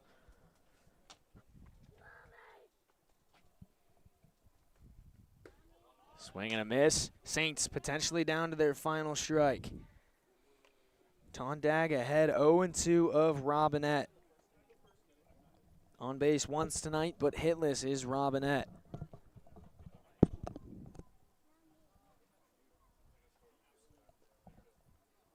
The 0-2 from Tondag. Upstairs. Good waist pitch there, changing up the eye levels. Getting some different elevation. Now going to go for some variation in his pitch. Try and get the put away. Strike out Robinette and seal the deal here in Pasadena. The 1-2. Real close pitch there from Tondag, but a better take by Robinette. Yeah, good discipline from Robinette because that ball looked like it was right in the zone. But 2 balls, 2 strikes, 2 outs. Tondag to the plate. On the ground, up the middle into center field for a base hit. Robinette extends the inning and is a 2-out base runner. yeah, Robinette able to keep this game alive. And now Braden Flores will be coming up. See if the Saints can start getting a rally going. The Saints have had some 9th inning magic before, but never quite with their backs against the wall to this degree. Down to their final out, chasing 4 runs.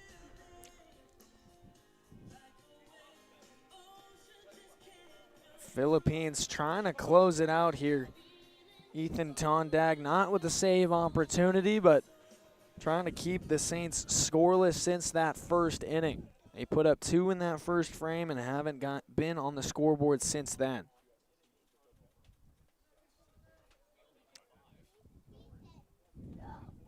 The first pitch. Called strike 1 on Flores.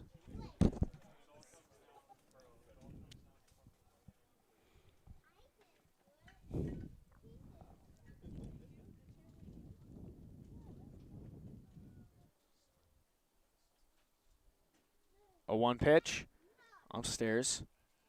1 ball, 1 strike on Flores, who has been on base 3 times tonight and is yet to record a hit. A ground out his first time up and 3 walks since then. Yeah, Flores has been able to use some effective plate discipline today in order to get himself on base, even though he hasn't been able to get a hit. In the air to center field, Lamarsna on his way back, still running, and hauls it down on the warning track. That will be the ball game here in Pasadena. The Philippines baseball group secure their first win of the season. A 6-2 victory over the Arroyo Seco Saints. Yeah, I mean, this was just a solid showing from the Philippines baseball group. They got quality pitching. After the Saints got 2 runs in the first inning, they shut them out for 8 straight innings. And you add to that, their offense was pretty solid. They had guys who don't usually hit very well, doing well. Of course, again, Johnny Reister, the star of this team, he had a great game. He went 3 of 4 with a walk and 2 RBIs. Then, of course, Mason Fang had 2 hits, 2 out of 3. There were a lot. And then, of course, Isaiah Chavez, another guy, he batted 1 for 4 after he's a guy who's batting beneath the Mendoza line for most of the season. You got production from guys that you don't normally get production with on top of good play from your stars and quality pitching. The Philippines baseball group really did play a winning baseball game today. Yeah, I mean, it was just a quality win all around. The bullpen coming in behind the starting pitcher, Richie Barrera, and going 8 shutout innings after the Saints put up 2 in that first inning. The bullpen kept them quiet throughout the rest of the day today, and the offense of the Philippines had their backs, putting up 6 runs from the first inning to the 4th inning, and then a really quiet back half from here in Pasadena. But that will do it. The Philippines baseball group get their first win of the season, 1-19 now their record as the Saints fall to 12-17, and they're starting to sweat that CCL South playoff picture. On behalf of everybody here at the Arroyo Seco Saints Baseball Organization, we thank you so much for tuning in. On behalf of my broadcast partner, Luke Saruma, I'm Riley Horn, signing off, wishing you a wonderful remainder of your evening.